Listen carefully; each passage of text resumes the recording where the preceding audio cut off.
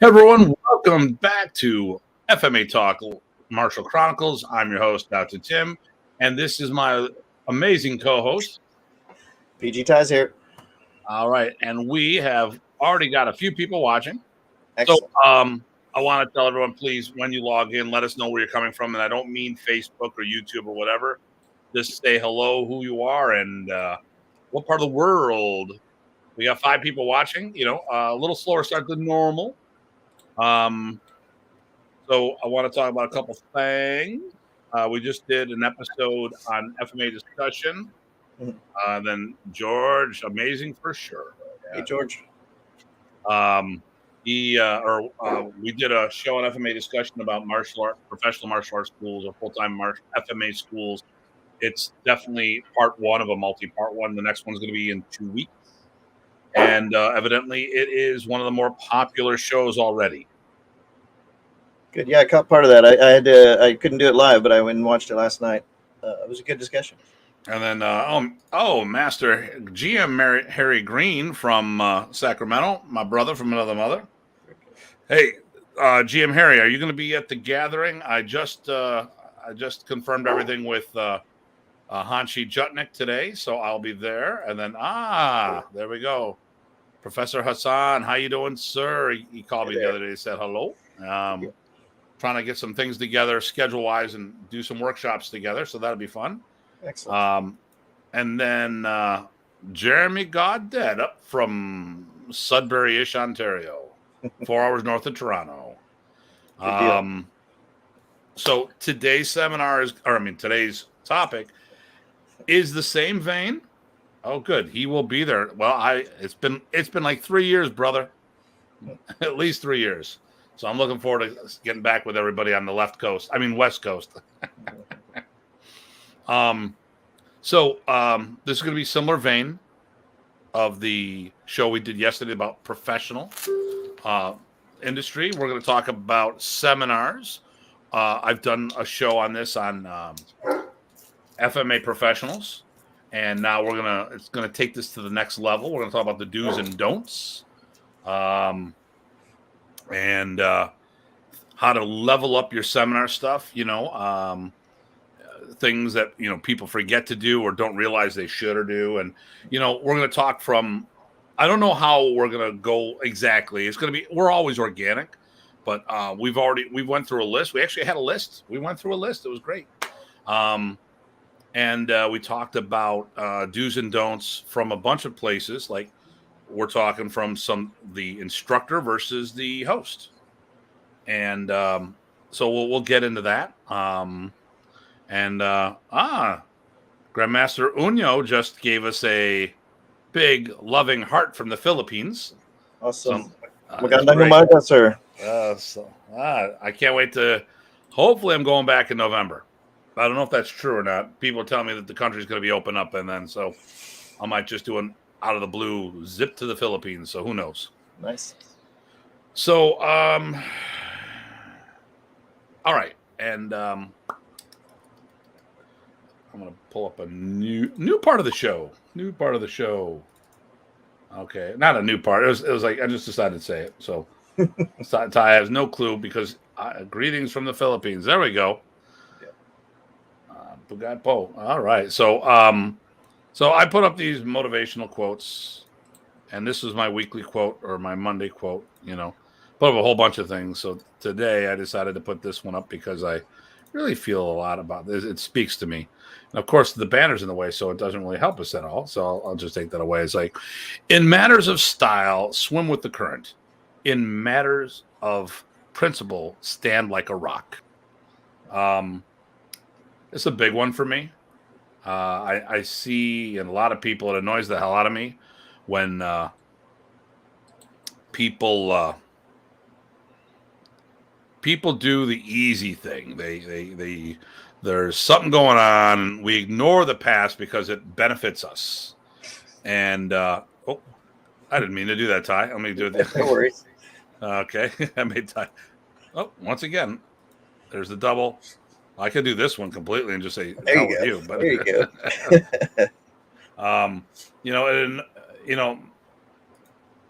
It's very common for people to have a convenient memory in the martial art world. We see this with modern arnis, and I'm not going to get into names, but I like how everyone's talking about certain people who are all, oh, this, that, and the other thing. I'm like, you do remember when Professor kicked this person out, or when Professor did X, Y, and Z, and now they're all back saying that they did this, and I'm like, no, they were gone and not having anything to do. And then Miguel Ruby, I'm going to see you am I going to see you at the gathering in Reno in October, brother? Because I will be coming. I might actually stay out there for a week. Who knows?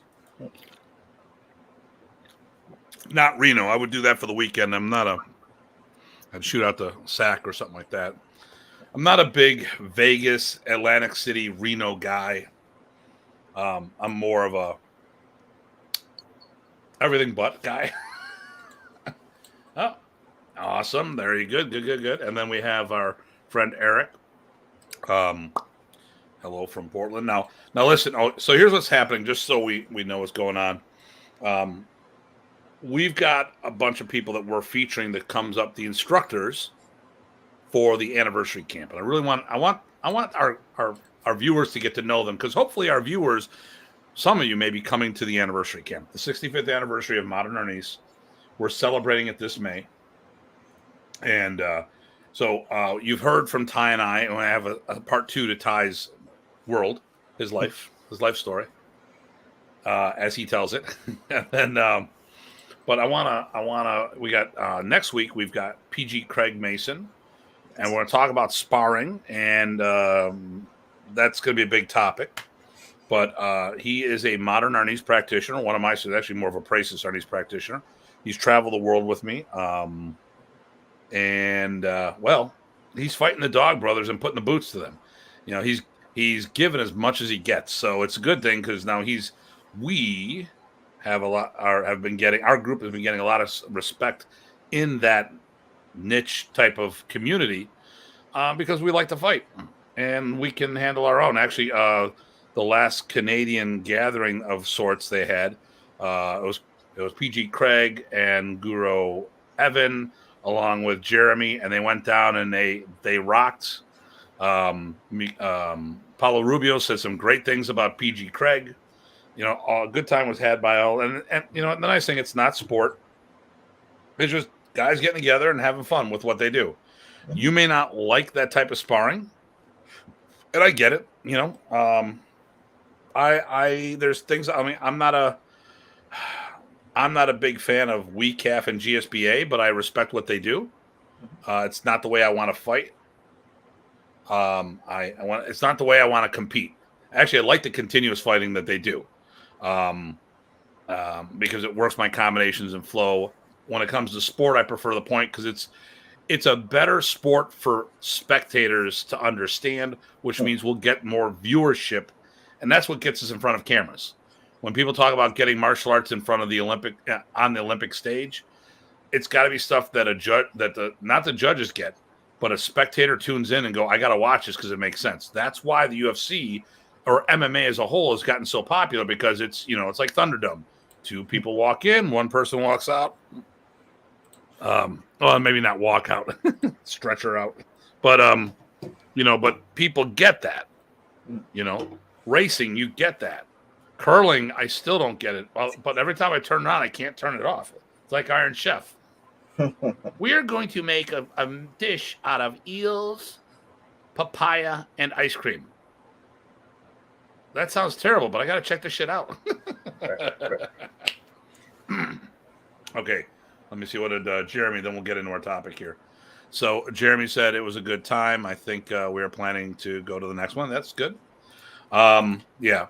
So like I said, today when I saw my post, that was a lot about it. It annoys me, the hypocrisy of things where people are they got convenient memories. My memory's not convenient. My memory's always there, and I stand on my principles. And even if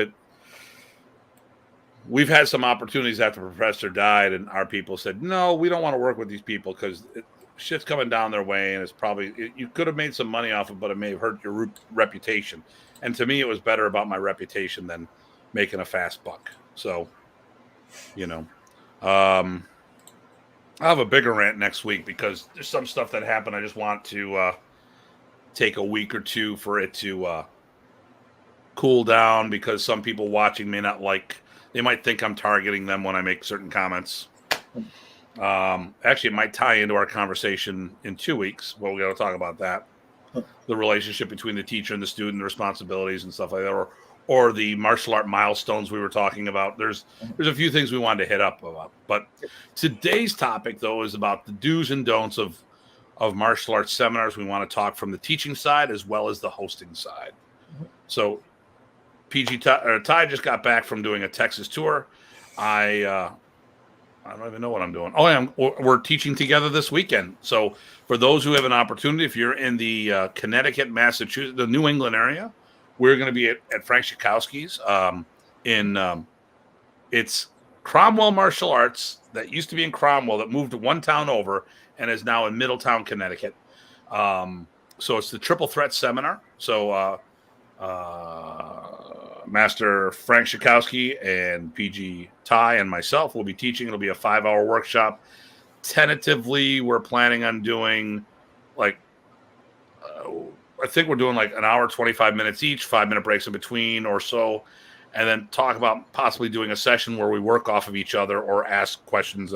We haven't figured out the last session exactly, but we want to do a co-op thing at the end. Yeah, that could be really fun.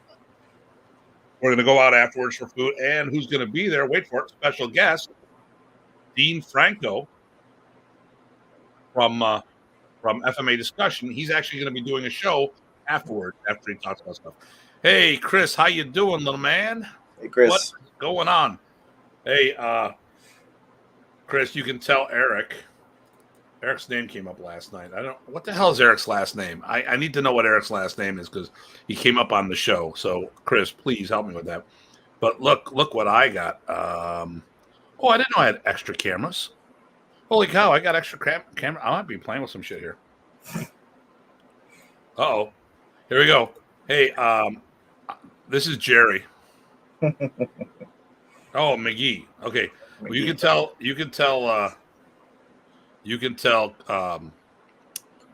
Mr. McGee, I have Jerry here. The kids named him Jerry.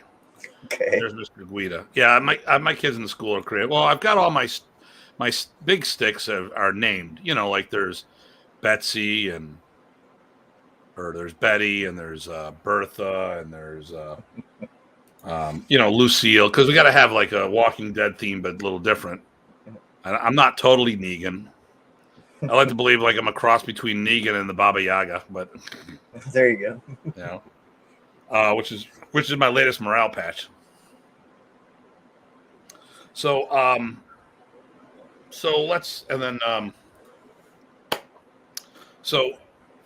we're talking about seminars. How do you want to go about this? We know what we're going to say, and Mr. Guida, what's up? We'll see you in class tomorrow. Hey there. I don't know. I mean, let's sort of set the stage on a couple areas. So for me, I separated it. You know, I like the idea of host and performer or teacher, but also for me, I think there's some major separations that fall out naturally as far as how you're going to plan and do stuff. So you got the prep, you got during, and then you got after. I think the after piece is often forgotten, which is why I like to call it separately. So let's talk about, and we talked about this and get a chance watch FMA Professionals, on my playlist. So why would we host a seminar? So the first thing why I would host a seminar, the first thing I want to tell everybody right now, don't host it to make money. And thank you. He likes my mood light. It wasn't my lighting, probably. Yeah, I'm gonna see about some other stuff I can do here, because evidently I can do stuff. There you go. So he's got an answer for you. Do you hear that? Yep. Here's feeding ducks. This is daydreaming. That's weird. Here's acoustic. Lo-fi versus hi-fi. There's rock. Yeah, there you go. I agree with Bob.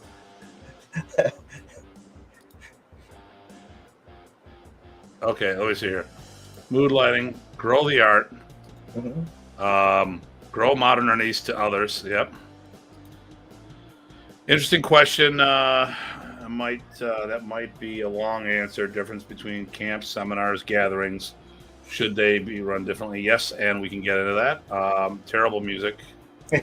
Come on, man, and stick to your day job. Okay, I was watching one of those Disney shows, kids shows about being a DJ. I wanted to DJ. Guess what? I'm not going to quit my day job. Okay, just night driver. Okay, whatever. Hey, you know what? I just wanted to, I saw the option. I had to take the shot. Just like this right here. Here's a different one. Oh, that's not the one. I didn't realize. Oh, where'd it go? Oh, I don't even have this anymore. I have an extra camera I can do things from. And I can do the Surface front camera. Yeah. So then I go like this.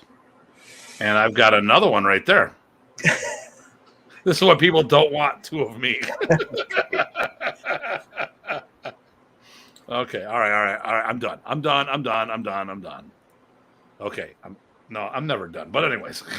That's sort of part of what we get to eventually. One part of what you're supposed to do at a seminar is to make sure everybody has fun. So right now you're having some fun. That's good. Yeah, and then we go twice the Tim. Maybe that's not what they need for the seminar. So no, I don't think anyone wants two of me.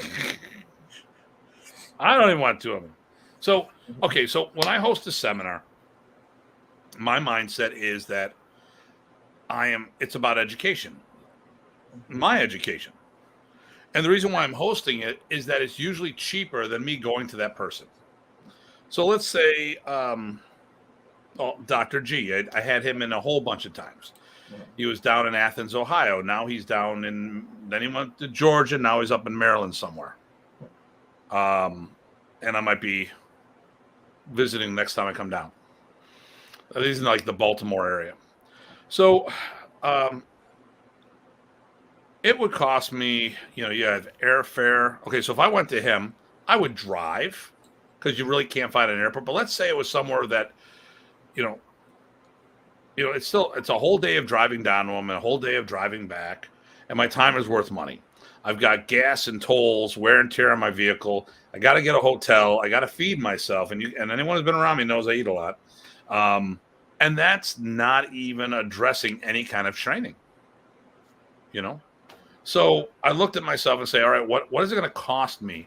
Now, if I host him, it was the same price, and I got to finish and start and finish every day in my bed. It was in my school where I could have any props I needed. I could deal with stuff at home. I wasn't gone. I could even do my classes during the day if I wanted. I didn't have to shut the school down. And then I would open it up for a seminar to defer my cost. And yes, maybe it's going to cost me $1,000, and I'm charging everybody $100. Well, maybe only 5 people show up. Okay. Well, then some people say, well, they're paying less than you. Yeah, you're right. They are. But instead of it costing me $1,000, it may only cost me $500. And it's all about my education. Now, all the seminars that I've hosted, I've always made money off of it. Sometimes it's only $50, but I'm not. Hey, Frank, we're talking about hosting seminars. Go figure. Hey, Frank. So when I would have him in, it was about, it was about my education deferring the cost. So I've had people talk to me, hey, I was thinking about having this guy. I want to get my education. And I was thinking about making money off of it. I'm like, dude, stop. You're not, you have to be a really good professional host to make money off the seminars. And there's a lot of work to do with that. So for me, if I'm hosting an event, it's about an education. If I'm hosting an event and I might bring some people in, it's about adding spice to the event. There's a bunch of events that people ask me to come over to, and they say, well, I go, well, why do you want to have me there? The first thing I ask them is, why do you want me there? What are your expectations? Nice. And if their thing is, well, we want to make money, you're a big time instructor. Well, you go, okay, well, you've got me, one of 5 other people. Guess what? My people would rather come to an event where it features me all the time. So you might not, if you hire me because your clientele would benefit from me being there, let's do it. If you're hosting me because you think my clientele is going to come to your event, don't hold your breath. What are your thoughts about that? I think people fall into that trap sometimes. What they'll do is they'll depend on that happening when it's, like you said, a bunch of other folks, and they get surprised because it doesn't work out that way. That said, there are some people that are really good about, hey, when I'm going out here, you want to support me, we're going to go and also support the rest of them. So everybody's going to train all the other stuff, which is cool, but it's not and good, and people should do that. But I would say that that's not the majority of cases. It depends on whom it is and how many seminars they do. Right. So, Terry Dow, we're going to be, you and I, it's just been announced today that, well, it hasn't been officially announced, so I'm going to announce it right now. You are part of the Filipino invasion at the Martial Arts Symposium in Manchester, New Hampshire. Bruce Chutnick goes to this event. There's a whole bunch of people that will go to support Bruce Chutnick because he's on the West Coast. They're his students over here, and they will all go here because with Terry Dow taking the responsibility of having him there, it takes off a lot of financial burden for others, and it's easy to support, and they all come running. Because Hanshi Chutnick doesn't come out to the East Coast a lot. There's special cases. And of course, Remy, right? For those of us who followed Remy around, we would go wherever it was. Wherever. No matter how small of a big of a section it was. Right. But not everybody has that kind of following these days. Right. So, I mean, these are factors for hosting you got to think right away. And I think maybe it's worthwhile saying the other thing, like, so, the events that I host, right, they're not of that same vein. So there's different considerations. For me, it's like, I put something together and build it and they will come. And it's just it's a totally different kind of gathering. So maybe that gets to Chris's question. Yeah, I was going to say, let me pull up Chris's right here. It's an interesting question.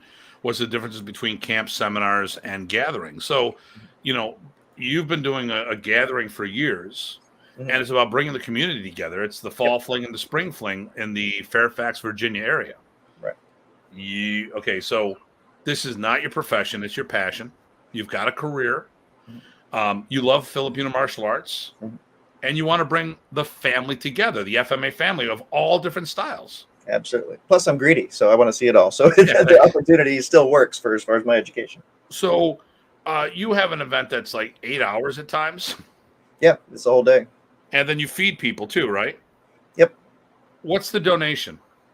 Rick, it's optional, but it's $10, and we have enough people that pays for the rental and the food, and then it gives me about 20, 30 extra bucks overall when it's said and done to set up the next one. So then I can buy supplies and do the next one. So go. So let me see. Everybody comes out ahead. Who taught at your last one? Some guy from New York came down for one thing, since he's sitting there with me. Oh, you mean this guy? Okay, yeah, I was there. But seriously, all the people in the area. So we had Tom Sesitadeth from what used to be June's local group, right? We had we had a CELAC guy. You also got the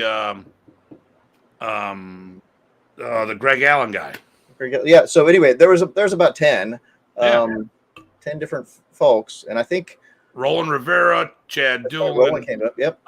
You had myself, Terrell Richardson. Didn't we have a Pakiti Tertia guy from Tuhan Lodgers Club?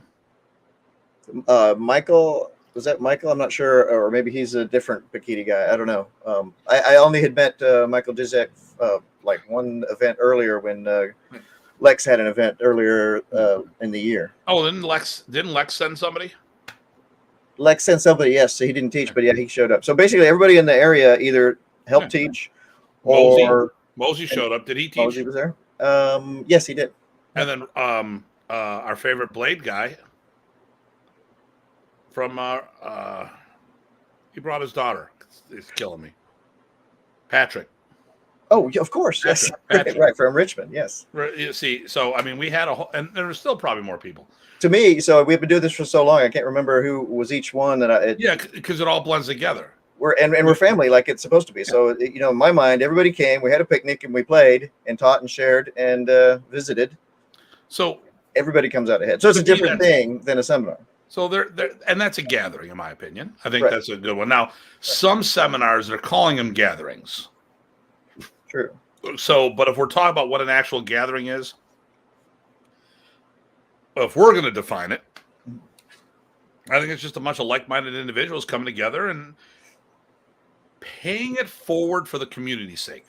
Or maybe coming together for, like, remember the biggest one I had, about 60 people showed up for benefit for, one of our FMA local family who had passed to benefit his family. Yeah. And not to draw attention to the names, but I think everybody who knows. But the whole point was that it was the good support for one of our own. And it really brought a ton of people together from all up and down the coast. Yeah. So that's a special kind, but it's still gathering. Didn't we have people flying from Colorado or something? Colorado, that's true. Yeah, at least two people came from that far. So let me see here. Let's just see what this is. How many people would draw extra participation? Most people maybe great teachers / martial arts, but not well known enough to bring in people. Well, like Inisano, when he goes somewhere, people show up. I mean, Inisano taught at the Rev Gear University, and Kevin Seaman. Now this was in San Antonio. Kevin Seaman from Cortland, New York, flew down for that one. Everybody and their brother showed up. So you got people of that nature. Bobby Tabuada, when he goes and does a seminar, people show up out of the blue. Hell, Lyman's from Maine, and he was just down in Florida at my camp. So I think you'll see people like I have that experience, but not that quantity of people that do it. But then again, I taught in Pori, Finland, and who was there? Craig Mason. Right. I taught in Barbados. Who showed up in Barbados? It's that damn Lyman guy. Right, exactly. I showed up in Germany. He showed up again. Well, there's two parts to that question. One is the how the larger community, and sometimes it depends on people that are not even part of the FMA community, just martial arts and gymnasts. If that's the kind of a person that's going to be known outside of FMA, you're probably going to get more people. But the other part of that is that, guess what? You kind of have to get out there and do the things in order for people to know that you get out there and can do the things, right? Yeah. So the more you get around, the more people will know that you can do stuff, and you can expose your goodness for them to come. But it's not going to happen just because you're somebody who's really good in the backyard and say, "Ooh, I want to get out there and teach all a bunch of times." You might be the best person ever, but if no one knows about you, it's not going to work. You got to pay the dues. Do your work. Okay, yep. All right. So let's get on. Okay, I think we'll ping pong back and forth. How does that sound? All right. Because you opened up a really good topic. Uh-oh. You talked about, okay, so you talked about being out in the public eye, doing your work. Triple threat, OMG. George, are you being a troublemaker? He probably is. Oh, that's why we like him, right? That's why he's part of the inner circle. Exactly. That was my point. Okay. There we go. So let's talk about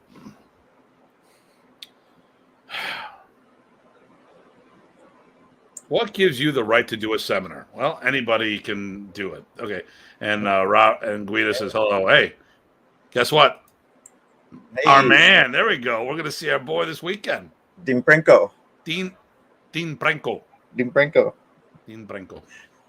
How are you doing, baby? Oh, wow. You're so much more guapo. Not really. No. So, Paulo. Dim Branco. Is it like Dim Sung? Oh, my God. It's good. Oh, my goodness. Paulo didn't crash the show last night, but I knew he was going to crash the show today. There you go. Listen, so you made a good point, and this is something here we got to understand. Being able to do a seminar doesn't mean anything about the quality of the person.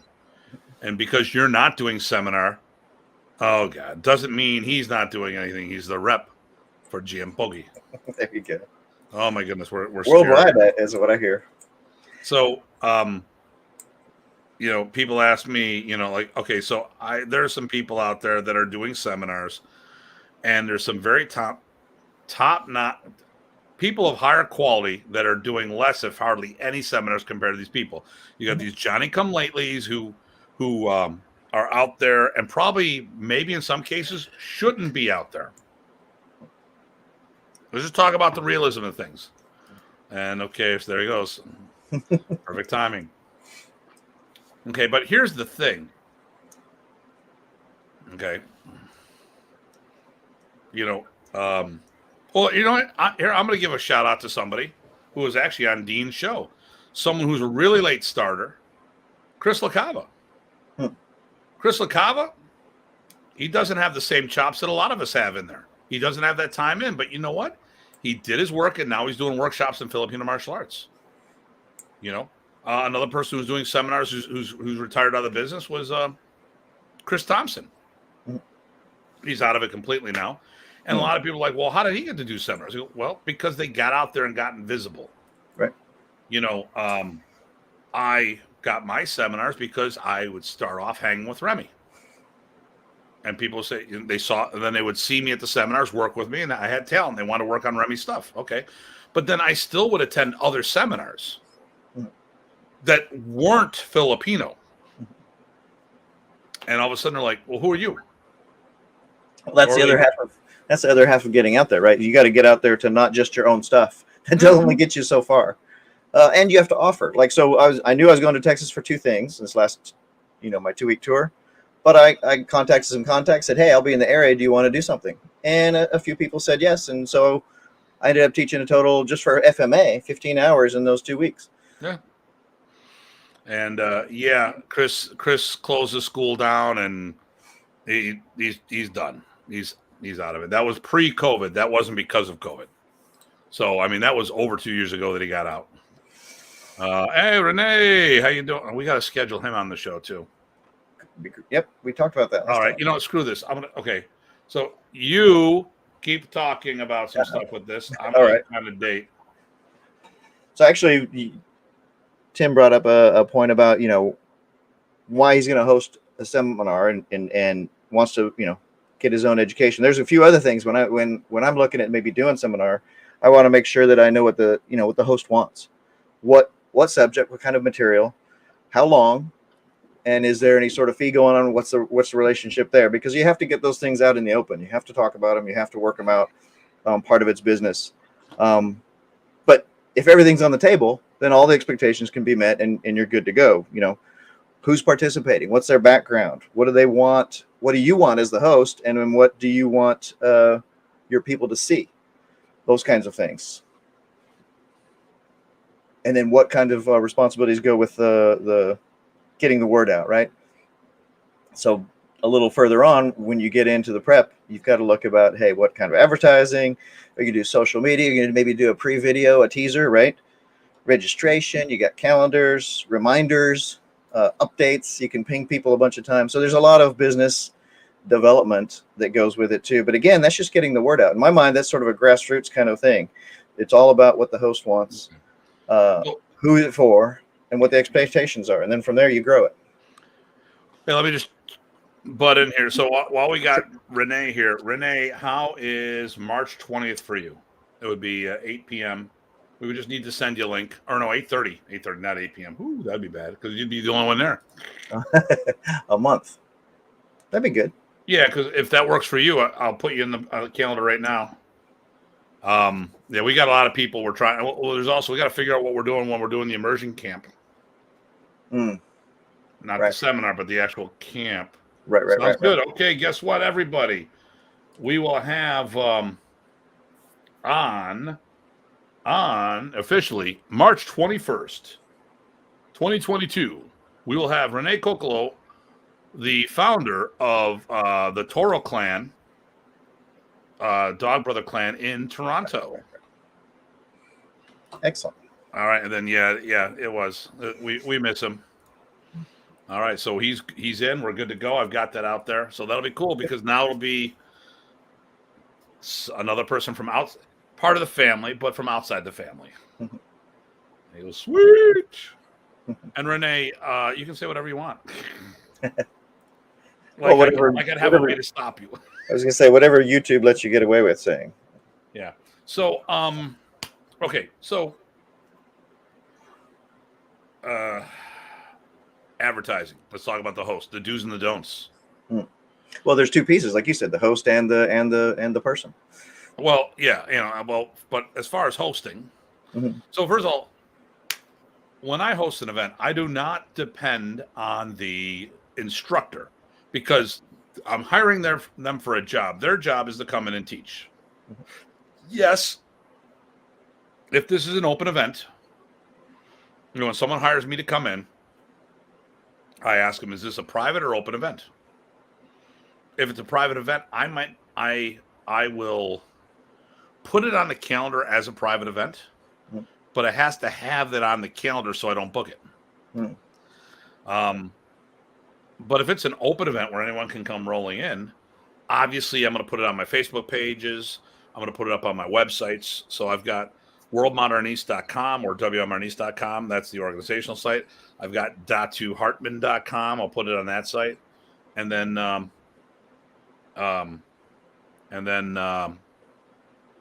put it on the Facebook pages. Okay. It was about my education. Oh yeah. Okay. While we're doing stuff. Okay. I'm not sure how the lag is. I'm not sure how. It seems a little bit worse than normal. Oh, you know what? I didn't.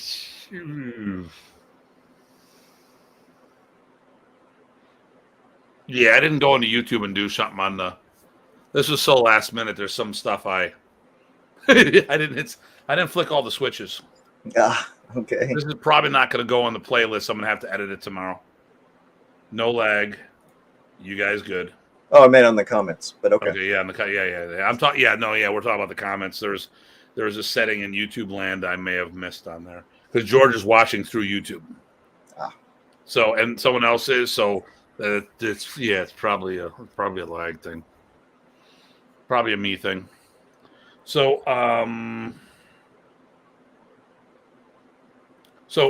as the instructor, my job is not to promote the event. That's not my job. I should be helping, right? Contributing. I mean, really, the onus is on the host. So how would you advertise that? So first of all, I do flyers and stuff like that. Some of you guys know that. So I like using Canva. If anyone's interested, there's free as well as paid membership in Canva. I do the paid membership. I got PG Ties using Canva a lot. Yeah, it's easy. Yeah, surprisingly easy. So, oh my god, yeah. I mean, I'm whipping off flyers left and right, and like, what the heck, And I was Alex Omaz and I were going back and forth for your event where we did the benefit, and he gave me a picture that it was at all this graffiti on the back. I'm like, this is not going to go well. This is going to be a cluster. And it cleaned up the image. Like I was shocked, although it does have its limitations. But let's talk about this right here. Here we go on the, so one, you need to have a flyer. You need to be able to do something. And like here's one of the things I do. So Canva's it's my baby. I do that a lot. There's a lot of things with this. So I made the flyer for this weekend. So here we go. Modern East Triple Threat Seminar hosted by Cromwell Martial Arts. We've got myself, you, and Master Frank, noon to 5, February 26th, Middletown, Connecticut. So I did it. I took it to the next level. I did my bio. Get to know the instructors. I did your bio, which I updated because it didn't work here. Congratulations. You're an 8th degree black belt.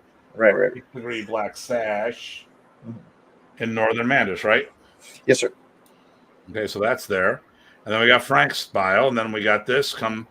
This was a seminar experience like no other. Now, the cool thing about this is, I'm going to back out, and I'm going to go back in because there was an audio setting. And I'm going to share the screen, and I'm going to do system share audio. And just as this, oops. Oh, that's probably a bad thing. Well, let's find, Might not have been a good idea. Do we hear a loop? I don't hear, but I mean, the point is it strings those together and then does some shift, does some transition. Oh, there we go.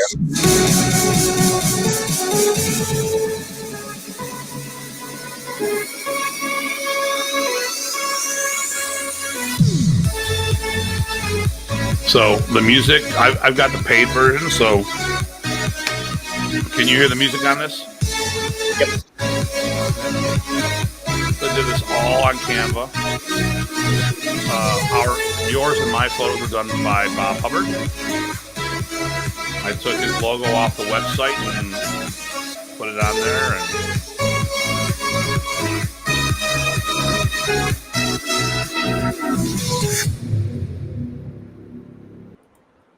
So that's it. Canva's amazing, and so I'm able to share it on a whole bunch of things. Comments. What's the last one? Renee's got a good point about hosting and hustling. Okay. My first hosting was Guru Dan. I had 150. I was at that seminar, if I'm not mistaken. So one time I had 77. Difference between my house and the first time is I called everyone and their uncle. The second time I slacked and it showed. Yeah, makes a huge difference. It's different. Like there's a bunch of like what I do. I tell people don't do what I do what I did, because right now I've got it locked in where if I put on certain events, I know I'm going to cover what needs to be covered. So here's the thing. If 77 people would have covered the nut for Guru Dan, then I wouldn't care. I'd rather have 77 than 115. Right. Because if he made his money and I broke even, but I got the education and stuff like that, and people had a better experience because there was less people there, I'm all for that. Right. Well, there's another part of the getting that word out with the host. There's one good reason for that, right? The host is, so if the host is hosting you, right, and they get the word out themselves, then their people get a recommendation essentially from that host. Mm-hmm. It's another thing if you just do that. Now, that said, let's turn it around the other way. What happens if the host goes, look, I don't know this stuff very well. Can you put something together and I'll get the word out and do my part? You could do that. Could be part of the arrangement. And actually, I do that all the time. In that case, It's funny. You and I talk about this. I usually do most of my own flyers. Right. So when it comes to promoting events, I go, I will make you the co-host of the event. Mm-hmm. I will make what do you think of the flyer? Oh, that's amazing. That's great. Okay, good. All right. Boom, now get it out there. So, Yeah, I mean, I'm part of the equation, but the onus is on the instructor or the host, and they need to tell people what they can and cannot do. Right. I tell you what my expenses are, my prices are, and it's up to you to meet them. It's a professional arrangement. Just like when I have someone in, this also goes about when we talk about the topic too, because I've had when Dr. G's come to Buffalo, people are like, how do you get him to teach all this stuff? I tell them what I want. Right. Well, how do you get Remy to teach this stuff? I told him what I was looking for. What do you mean? I go, don't misunderstand this. See, here's the problem. We've watched too much black belt cinema and black belt theater and kung fu theater and black belt cinema. Those were the shows. We watched too many of these chop sake movies. At the end of the day, when an instructor, you're bringing them in, they're your employee. Yep. So I tell people, you tell me what you want. Yep. Now, if you want, I don't know, you want something in modern Ernest, like advanced tappy-tappy. If you don't have basic tappy-tappy, I can't teach you the advanced tappy-tappy. Right. So I'll teach you the basics so we can get there. And if we have enough time, we'll do it. But there's good discussion to be had there, right? Discussion to be had there. One of the things I do on my seminar page, I actually list all the kinds of things that might prime somebody for some interest. And then I also say I can do whatever else that because we may have a relationship and it's up to them. But then we start with, again, who's attending and what their background is, because that will depend on where I can start. Yep. There. I'll be right back, but I'll let you read Renee's Sure, I'll read here. Renee's question or comment, I guess. So Renee's got another comment. I find another issue is people are doing seminars for less and less money, so you need a larger number to break even. With my seminars, I started doing a percentage with the host up to a certain dollar amount. yeah, there's all sorts of arrangements, right? You can have a set fee, and then you just got to meet it. You can have a half and half, right? So you got a part of a set fee, and then you split the rest, or you can have a percentage straight up. I've done all of those myself. As far as doing seminars for less and less money, I think are you talking about charging less money to the people that are attending, so they're expecting to pay less, or are you talking about the person who's coming in charging less? You must be talking about the people that are how much people are willing to pay. Otherwise, you wouldn't need a larger number. But yeah, you can set all of that can be in that upfront discussion about what the host is requesting and what the fees are and what the arrangements are, and is there food, is there lodging. All of those kinds of things should be upfront and transparent, right? So there's no surprises, and expectations are easy to manage, and you can have those conversations, because you don't want to get in a situation where something was misunderstood. I think Tim's been in those situations. I've been in those coaches is charging less. Okay. I've been I found that overseas a couple times. That's a rough place to find out stuff. Ouch, yeah. And I took responsibility, because at the end of the day, I should have had it in writing. Okay, listen, now here's the thing here. I want everyone to listen to this very closely. Very, very closely. And Ty and I have had this conversation on more than one occasion. So he knows he knows I'm consistent. He knows where I'm coming from. All right. Here are the things you got to think about. You need insurance, and you need things in writing, and you need waivers. Okay. Good point. No one's going to sue until they get hurt, and then they're going to sue. Right. Now, it might be less in Canada because you have a social health care system, so you do get it. But down here, it's funny. I slip and fall in the school because of me losing balance. And most people say, well, that's on me. Okay. But then all of a sudden, someone gets hurt on your premises and they sue you.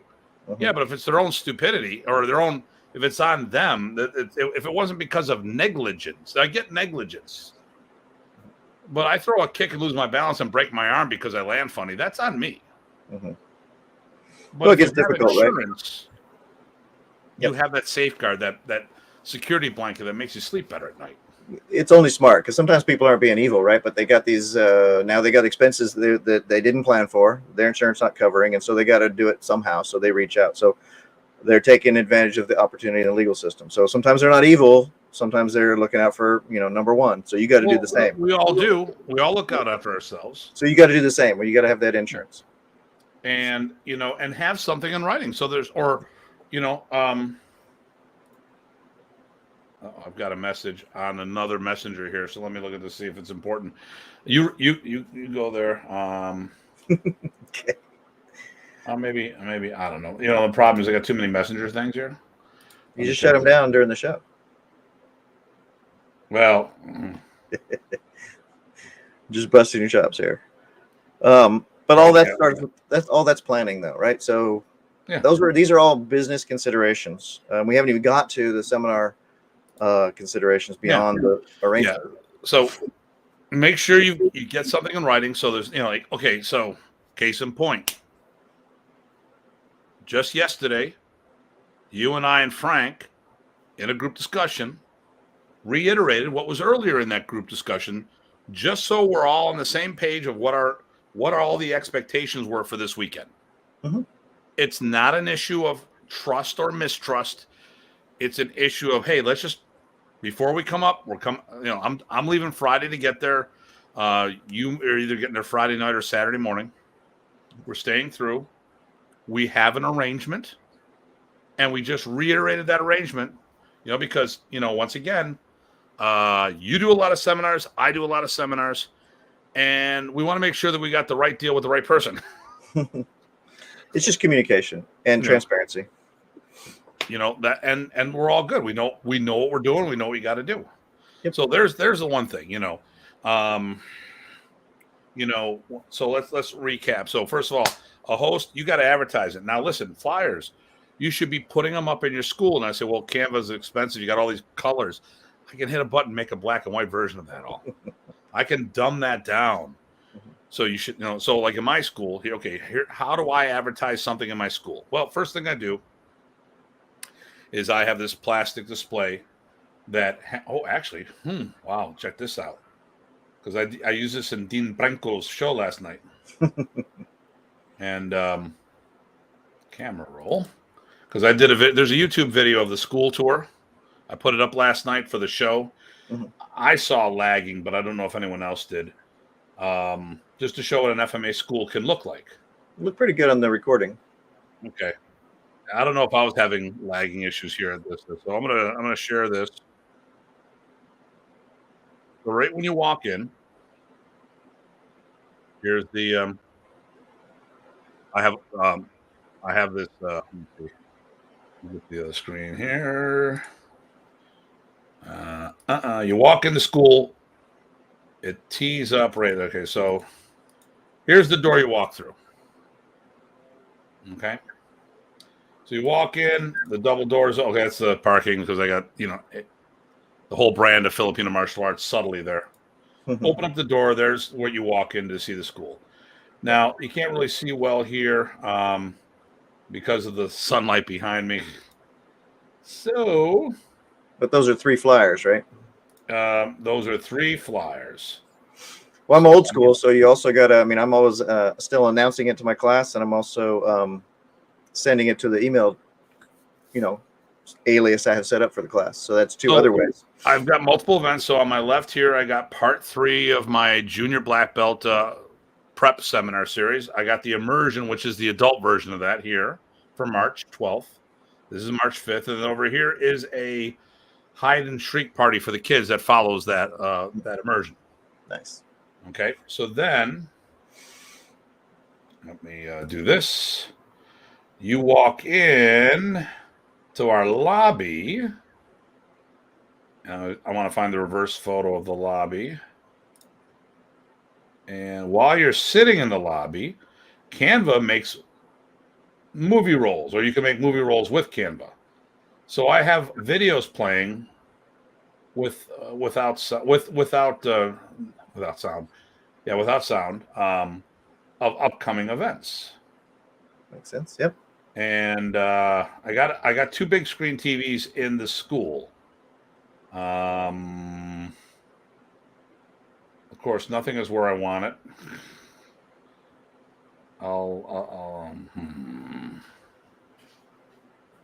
Let me see here.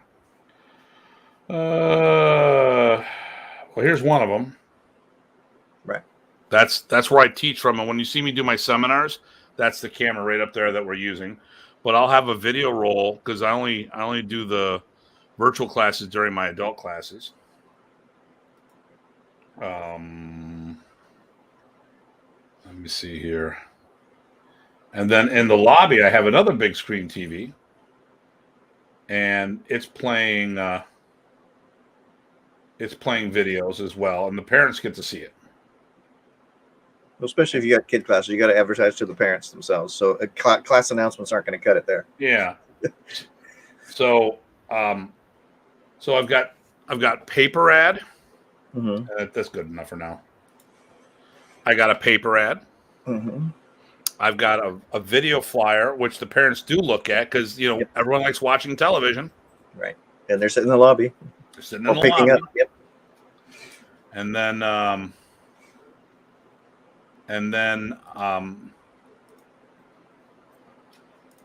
me see here. My host. Okay, so and then from there, my other co-host is here. Oh, there's the big boy. Oh. So from there, I have my Facebook pages, my website. I use Spark, which is my registration. It's what I manage my school with. It does payments, it does registration, attendance, all these things, and I send out text messages as well as emails from that. So, you guys see the emails a lot, but my students, they get text messages because I know they'll see those. Yep. When I'm out of town, I keep an eye on the exchange rates, and yes, make sure everything is on paper. One person I host ran into a huge hotel tab that ate up a little profit I had. I would say that would be in the thing on paper. Hey, you do extra hotel charges; those are on you, buddy. Yeah. Yeah. So we'll go back to us. So, and then hey, Frederick, how you doing, brother? So we've got print ads in the school. We got a video ad running around. We've got announcements in the class. We've got on the website, on the Facebook page, on Instagram, sometimes on Twitter, sometimes on YouTube, or during this discussion. Well, I'm just talking for my students because I have an HMA update which goes on all those places. True. When I'm doing them, so there's like 8 spots right there. I send out emails and text messages to people, and we talk on the show. So there's a whole, depending on who you are, you can get constant there. And I don't, when I'm hosting, I don't wait for anyone. I put the stuff up myself. Yep. I ask them. I say, hey, listen, here's the flyer made. You got a problem with it? Yeah, that's probably best. Because I've done some flyers, and they say, oh, no, you can't use that photo. Really? It's a photo of you? Yeah, no, I did it for a special company. They don't want anyone else using it. Gotcha, understood. Well, you never sent me anything, so I just went out and grabbed something, and and because we can all get in this whole copyright thing of who owns image, the rights, which we don't really want to go down that route. So this is the business and the expectation prep. But I would say there's another one piece of other prep that we haven't covered, and maybe for you who does a lot more seminars than I do, maybe this is not an issue, but it's worth considering. I think you need to take the time to plan, or at least think through what you're going to do. A lot of times people think they're going to wing it, and as somebody else said on another show, people can tell that. Now you can do a little bit of that if it's something you've done before. You have a ton of, a ton of experience, or you have a connection with the people already. That's all well and good, but keep that in mind, right? And plan for that. Like sometimes somebody want me to do something I haven't done in a while, so I'm gonna just go through my head and maybe make some notes and stuff like it. Plus, I can use those notes afterwards. Right. So I was the one that made the comment last night about people making shit up, but there's different than winging it and making shit up. Right. There's that too. Let's not get into making crap up. Defensive Tactics System says, greeting again, Tim and Ty. I got my princess hand here. There we go. Yeah, I mean, there's difference. I've been around the block enough times that I can tell when someone's making up material as they go. Yep. Because a lot of FMA systems don't have the depth that they want other people to believe they have. And I mean, you and I were pampered with our teacher. Yeah, actually, I'm going to get to some of the things that, so Remy can do 3 different seminars at once, at least sometimes, but we'll get to that. And then, Bill Anderson, there is Bill. Okay, Bill. Okay. And GM Harry has to leave. I'm just gonna time for dinner. Yeah. Hey, see you at the gathering, and feel free to watch the replay on YouTube. Once I fix the stuff on YouTube. I have no idea what you're talking about, but I trust you. I didn't put it in a playlist or anything because you do that ahead of time. Oh, okay. So it's just drop the ball. This was last minute. Next week's will be good because I'll have it done real early. But as far as the not making stuff up and being careful about how much you wing it, I think there's another room for the other side of that too, which is if you're interacting with your group, be aware that you can relax and actually maybe there's a different way that came to you to how you're going to say or get your message across. Be open to doing that, because if you sound too canned, people can tell that too. So I don't plan. Okay, so I have worked a whole bunch of modules. I've had to pop off and on and off. Okay. I've done so much teaching. I mean, I've been teaching FMA since '86. Okay. So I really don't need to think about a lesson plan. Matter of fact, I plan less. I've got modules that I write out how to take someone from A to Z. The thing, though, is that I find out that a lot of times Here's what bites me in the ass as an instructor. I overestimate the skill set of the people in the room. Right. Oh, it's a bunch of Filipino martial artists. We ought to be able to go really good. Mm-hmm. No, they don't know shit because they've got motor memory in another system. Right.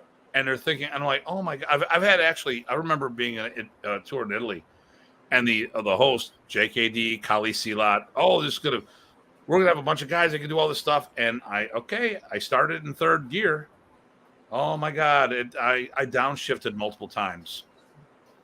And I went down the topic that they wanted, and it just was a train wreck, in my opinion. They had a good time with it, but, unfortunately, between a lot of things, including a language barrier. Right. Well, but that goes to, during the seminar about having to adjust on the fly. So do we want to move from prep to during a seminar, or you got some more things on prep? All right, let me see here. Prep, get it down in writing. Make sure you know who's got what responsibilities. Do a flyer, or get someone to do a flyer, because it's another thing. Hey, do you have a flyer you like using? Or, because they and it's like, well, let me see what you got. And sometimes I want people to do a flyer because I want to see what they go, fresh look. Or maybe they have a look that resonates with their people all the time, and that's what their people are expecting. So, that, so-and-so would have never done a flyer like this. Mm-hmm. Well, so-and-so didn't do the flyer. I did. Right. The other thing, too, is this an exclusive seminar, or are they doing a bunch in your area? So is the person on tour? So here's the one thing, and I've had to talk to this because I've had a bunch of people who are just stupid. Not the instructor. Well, actually, some of the instructors, too. I've had, so I hosted Michael Horonen, and people reached out to him directly that they wanted to do privates with him, but they didn't want to support the seminar. And I've always told them, dude, you got to take the money, but they need to give me something. Wait a minute, you told me this, and it was just before a class. By the time I reached out to him, he had talked to his wife, and I think they figured out, hey, Darren. Hey, Darren. Okay, here, you know what? Darren was able to figure out what I was teaching because he saw this, and he can figure out my right hand from my left hand. Yeah. So, 7 P's, proper pre-planning prevents piss poor performance. There you go. Yep. So I had a seminar, and so I got Michael Horonen coming in, and there's a couple of people that weren't working with us anymore, and they wanted to reach out, and I had the conversation with them afterwards. And here's the and brilliant, Darren says. And here's the deal. I said, listen, I'm flipping the bill for you to be here. Normally what I do is anyone who wants to do a private lesson with you, as long as they've attended the seminar, I don't charge them extra. Right. But if they're not doing the seminar, then they need to contribute to your travel expenses, your lodging, your meals, or whatever, before they pay you. Mm-hmm. And then it turned out it wasn't going to be a class, it was going to be a seminar. I'm like, well, wait a minute, now we're going to have 2 competing seminars in the same town. No, that's not it. I know of another person, my friend brought in someone, JKD guy, and did a complete other seminar at another facility down the road, and that guy didn't contribute to any of the expenses, and my guy came out of pocket for the seminar. Ouch. The guy never offered to do anything. I'm like, no. And then I had this conversation on YouTube about this, and the person in question said, oh, that's a really good idea. I'm like, yeah, you're the bastard. That was the one who did it. You screwed my friend over.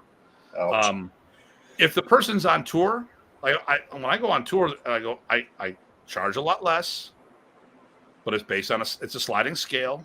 Mm-hmm. Say, hey, listen, I've done multiple seminars in the same town for different people because it was just easier to go to their school. Yep. I would go on a weeknight when their students were there. Mm-hmm. And it was all good. Like the whole community was cool. But it's like, listen, our groups have different needs. They're at different levels. So, Tim, why don't you go to this guy and do a seminar over here? Ernie McKinney brings me down. I do a camp in Orlando or Jacksonville. And the one group that attends, he goes, listen, the head instructor attends the camp, but I want you to do a seminar at his club because his students aren't ready for the camp. And I had like 60 people on a Wednesday night. Wow, nice. Because they did it in their school. Yep. And it all works. But now there was a whole discussion about finances, so everyone was on the same page and no one got hurt. You know, That just should be front and center, out on the table, discussed well, openly, and nothing behind the scenes, no back channel kind of, and this is stuff that we all have to talk about. And Yep. you know what? This is why I do FMA professional. So if anyone's interested in any kind of consulting, whether it be the school or seminars and stuff like that, you know, I do 30 minutes free. After that, you have to pay. But I've helped Jason Cruz from Kali Method called me up. We had a conversation. He was on the verge of closing a school. A year later, he calls me up and goes, "Man, that advice you gave me is great. I'm busting out. Hey, I'm going to be teaching in Europe. You know anybody?" I'm like, no, you got to work on that one on your own. Well, you still have 4 episodes of FMA Professionals here too? 4 or 5, like something like that. Yeah. Okay. So, all right. So let's go. So now we talked about that. Let's talk about the execution of the seminar itself. Sure, execution during. There's a lot of stuff. There's a lot of places we could go. Huh? Was that where you were going? Yeah, if we were done with the prep or the beforehand stuff, there's a couple that are still on the edges. Like I'll do one. It'll bridge the gap. One of the things is, what about gear expectations? Particularly, oh my God, yours. If you got a special weapon, right, that no one's going to have, and you want to teach that weapon, you better let people know about it and say what they can use in lieu, or maybe bring some training versions. Do something so that you can teach the thing you want to teach. And that happened at your event. Yep. You know, guy showed up to do C-lot with a sickle, and only had 4. Yep.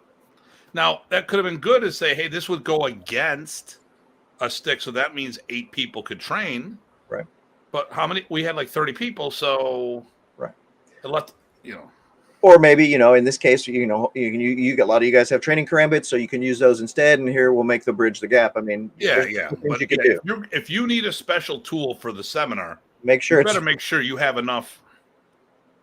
The expectations are there, or they know about it, or they can get it, or you can bring your copies, or some combination thereof. Or maybe maybe you're doing focus mitts and pads. Make sure that people know that they're supposed to bring theirs. And there's the other half. So if you go to a seminar, you should have your own gear. Yep. Especially nowadays. Actually, I was at Terry Dow's event. People were coming in. They're like, "I don't have sticks." And I go, "All right." I actually got up. I think you were there when I did it. I go, "Terry, I want to make this." And I go, Listen. If you guys need sticks, I'm selling them over there. Your instructors sell them at your club and all this other stuff. Right. But if you don't have gear for the class in question, you shouldn't be doing the class in question. Right. You all should have. I mean, just for hygiene alone, you should have your own gloves. I mean, listen. I'm not talking COVID. Screw COVID. Okay. I remember in my church, it was in the 80s. That's when when I was teaching my church. It was in the 80s. Acquaintance of ours got a wholesale account with one of the boxing gears, ringside. So we bought focus mitts and a pair of gloves. And after I put my hands in there, after the other guy Dave used them first, and I used them, like, nope.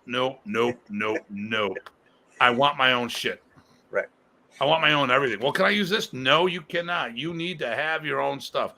Because I'm not putting my dry hand in that sweaty little scummy thing. And now my mitts have these absorbance things to, these moisture absorbents inside the glove to make it more comfortable. It's absorbing sweat. So it's keeping all of the stuff inside your glove. Great. And then my Hayabusas I have, which I don't get sponsored for, by the way, it's got a felty thumb thing that I can wipe my brow. No way in hell I'm going to do that, because it's going to get all. I mean, this is just like a toxic gym locker in high school. That's right. But that's part of prep. That's bridging the gap for prep. So that's the connection between doing and what going in expectations are. That's awesome. So I had another thing that kind of bridges the gap. Okay. Which is, is this going to be a formal seminar with lining up and yelling, or do you want to do a informal or workshop style, or what's the presence of humor, what's allowed here, what's expected? Because a lot of people run their schools differently, right? So that could be part of the discussion.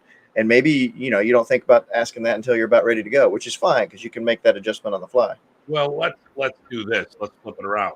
Mm-hmm. If you're going to teach a seminar, you represent an entire community. Mm-hmm. Dress professional. Okay, so here's the thing. I went to okay, so I used to go to Kempo karate camps. Mhm. My friends did it. They say that there was a connection that allegedly. I'm just going to say allegedly. I've got my opinion on this, but I just don't want to tell people one way or another. Um, so they'll go. You know, Kempo karate. Evidently, Filipinos in Hawaii used Kempo karate as a vehicle to teach their Filipino martial arts. Mhm. People have their opinion on it. I'm not going to get into that. Okay. So I went and did my own research. Okay. Mhm. So lo and behold, um, I'm driving home from an event with Ed Parker Jr. I'm taking him to Buffalo to then drop him off in London, Ontario for my friends that are going to host him. Because I went to the Kempo event. I go, you can come stay home with me. You come to my house, stay. We went swimming and hung out, and he asked me about some people and he liked me, and he's like, all right, tell me about this person, that person, the other person. Okay. And because there's some people that he had met in the Kempo community that rubbed him the wrong way, and I knew. Mhm. And and I was able to clear up the air on a few things. So lo and behold, as we're driving back, there's a guy who did a seminar in Filipino martial arts at the camp. And he goes, well, what do you think of this guy? I'm like, really talented. I can tell he's authentic. He's really done his stuff. Oh, that was wrong. Because the way he teaches, but but the problem I have is everyone's in these black karate uniforms, and he's got sweatshirt, Zubaz, and a skull cap. And I'm like, dude, I mean, I have a problem from this point of view. And he's like, well, he's a friend of mine. Okay. But I understand and respect everything you said, Tim, because you're right. You are 100% right.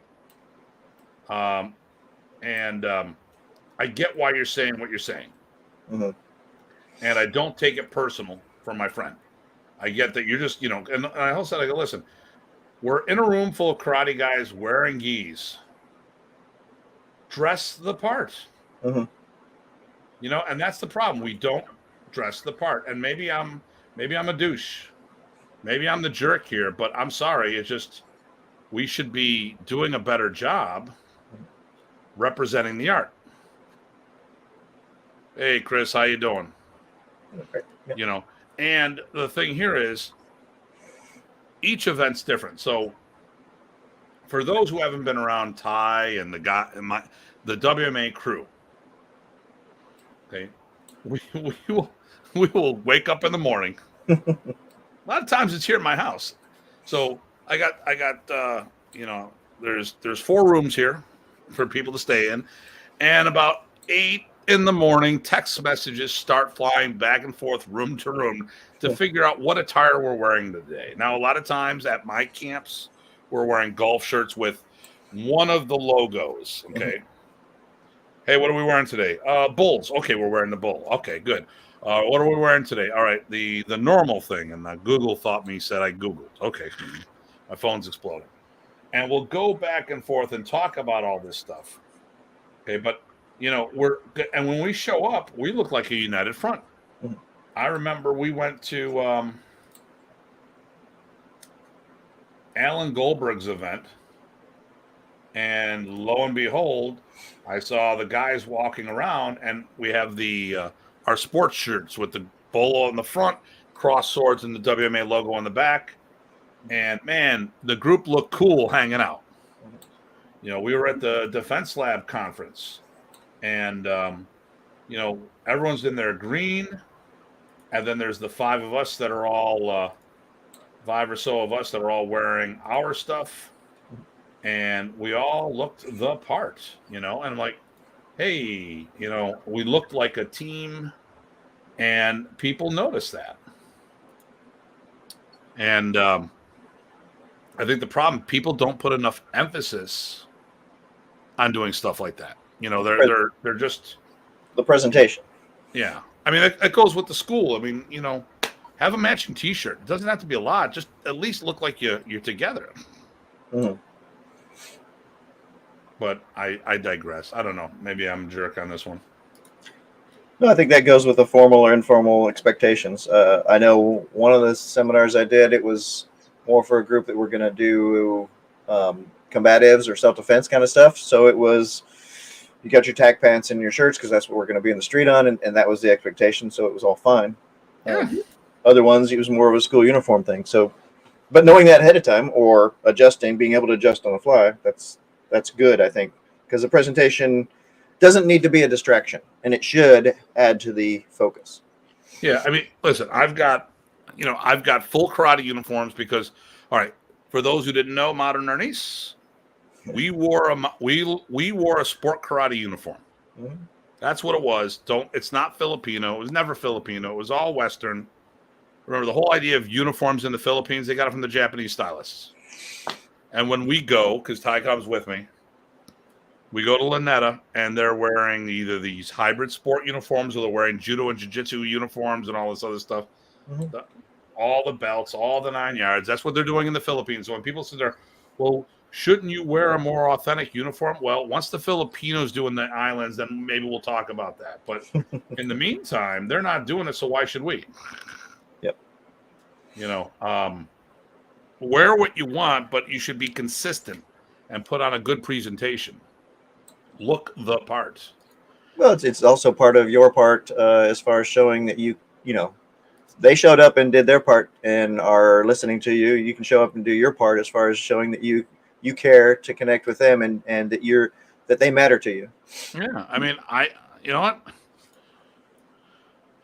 You don't show up for a job interview dressed like shit. That's right. And I noticed that, and it's a job interview. I was going to say it is because you want to come back, right? I do. Yep. That's part of the post thing. And we'll get to that eventually too, I think. Here, let's put it this way. Listen, and this is an important thing. I've been able to take my profession or my passion and turn it into my profession. Okay. Mm-hmm. We've talked about this a bunch of times. I am not embarrassed about talking about this very business-like stuff, okay? Because it's how I provide for my family, just like Professor Praces did, mm-hmm. just like others do. Mm-hmm. Okay, it's not a sellout thing. This is what we do. Mm-hmm. You know, someone's offering a service, you pay for them. If you don't get the service, they won't have you back. That's right. If Remy did crappy seminars, people would not have come back. That's right. If he did crappy customer service, yeah. So this is sort of bridging the gap, like I said, from the prep to the during. But what I'm hoping, well, I imagine some people want to get to the other parts, and I'm sure you'll have a lot to say about this. Okay. You know, what kind of pointers as far as when you're doing stuff? One of the things I thought about is, you know, if you're introduced or you introduce yourself, you keep it short and engaging and move on and get to the training. That could be one thing. But, you know, those kinds of things. How many reps do you let people do? You know, how many views? The host should do the introductions. Sure. So let's talk about, okay, when you're doing I've had this happen where someone goes, well, Tim, you just take care of it. Like, it's your fucking school. Right. You know, what the hell are you talking about?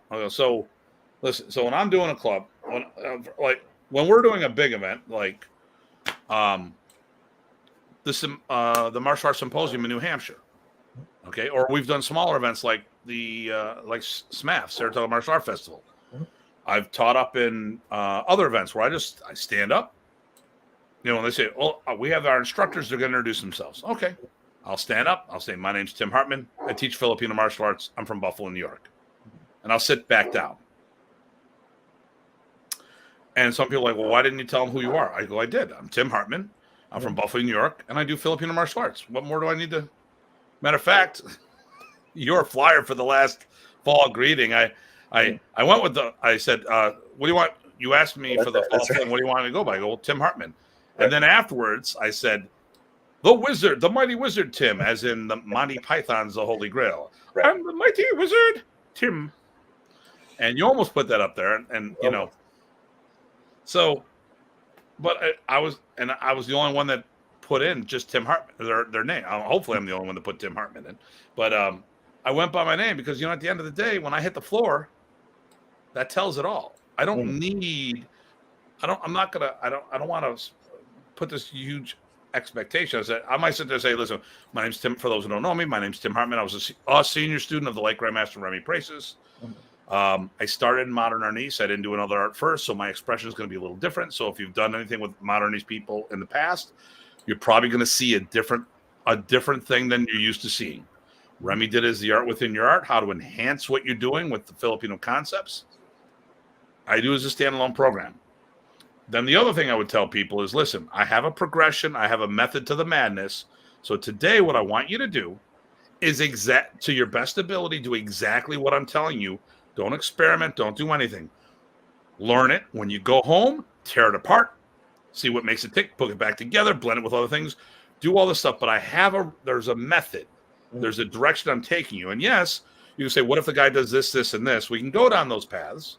But first, I've got this path mapped out. So trust me, I'm going to take you on a guided tour. Let me do my job today. If we have time, we can talk about a bunch of what ifs. And then I'll hop in. Right, or I'll talk about the topic. Right. You're not going to expect they shouldn't expect to be able to do a drum solo when they're still working on the particular beat you're trying to get them to do. Yeah. So, I mean, that's the first thing. I mean, I think if you talk to them ahead of time, less is more. Yep. We don't want to get it. We don't want to write a check our body can't cash. Well, there's that too. And I see that in our industry all the time. I think our people, well, never mind. But I think they're there for training, right? They only need a little bit of background. If they want more, they can ask more later, or they can look you up, because really they're there to train, right? Well, yeah. And then here's the other thing too, is like, you know, who are you teaching for? You or them? Right. So this is customer service. Yep. All right. So what do you feel then about actually?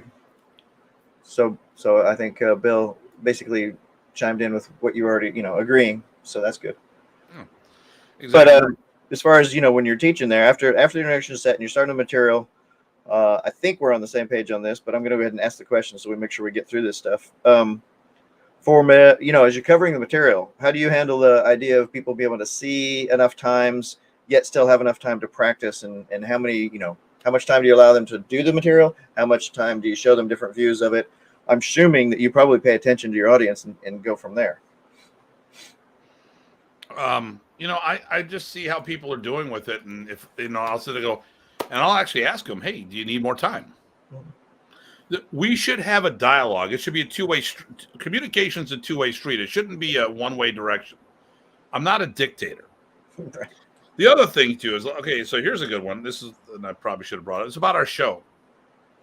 Okay, what I hate is when people start doing a seminar and they start preaching to us and telling us about the world or what they think. If for those who attended my seminars, the stuff we talk on this show, I do not talk in public. It's true. And here's the difference. In public, if you're attending my seminar, I've got you hostage. Who's going to walk out? They'll put up with it and then don't come back.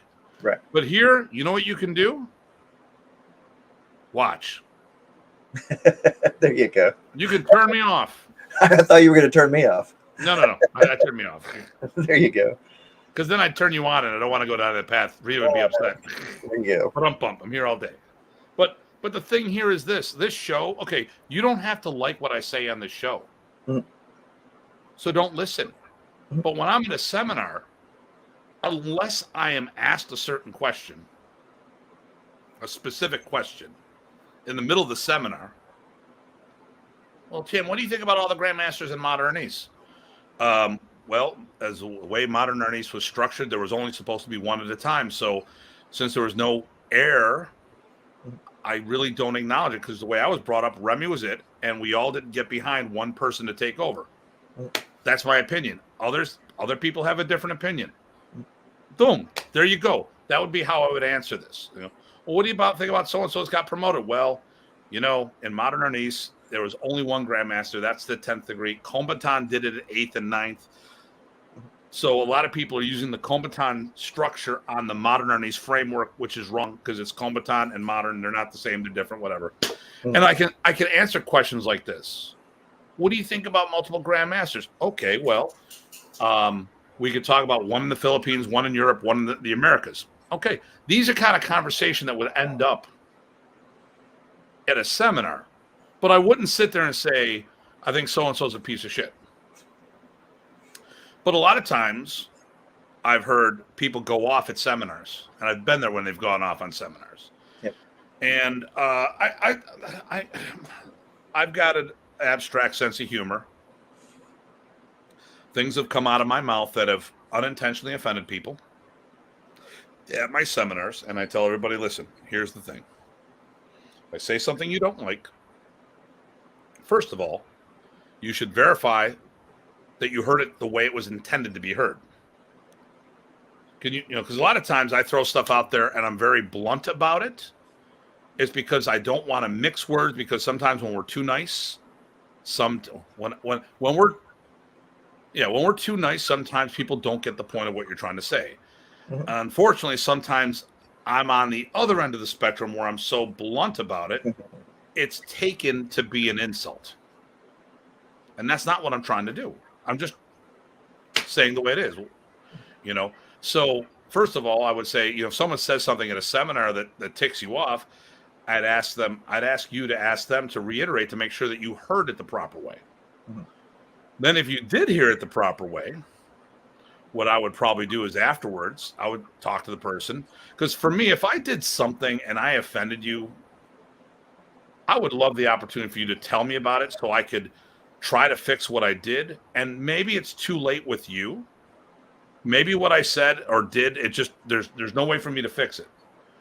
But hopefully I can make sure that doesn't happen again. That I can learn from my mistakes. And I've learned from my mistakes in seminars. I've been told people, although people will tell me 6 months to a year later, you said something that someone got offended to. Well, what did I say? Mm-hmm. Well, I don't know. They were just offended because you said something. Well, did they tell you at the time? Yeah, but I don't know what remembered is. You should have told me right off the bat, because, like you and I, after all my seminars, I talked to you and asked, what do you think of the seminar? Did you like this? Did you like that? Because, I want feedback on my seminars. I want to be the best out there. And the only way I'm going to do that is get the proper feedback from others. Right. Did you like when I did this? Did you like when I do that? I know some people feel that that's a little, it opens themselves up for some issues, but I'm like, no. I mean, I think you said it really at the beginning, and then I think Bill's saying that again. Don't burn bridges with your comments. What he said, but I think you said at the beginning, which is, look, you don't get preachy. It's not about politicizing anything. It's about the material. It's about the training. If those questions come up, you deal with them and move on, or say, hey, we can talk about it after class. But hopefully they're there for material and not some proselytizing, right? Because it's not about that. Right. So. Yeah. So, it's going. So I mean, I would those are things that, you gotta sit there and make sure that those things don't happen. You got to make sure that you're teaching to the audience, not to yourself. Don't get caught up in doing all these. Don't burn bridges with your comments. Yeah. Yep.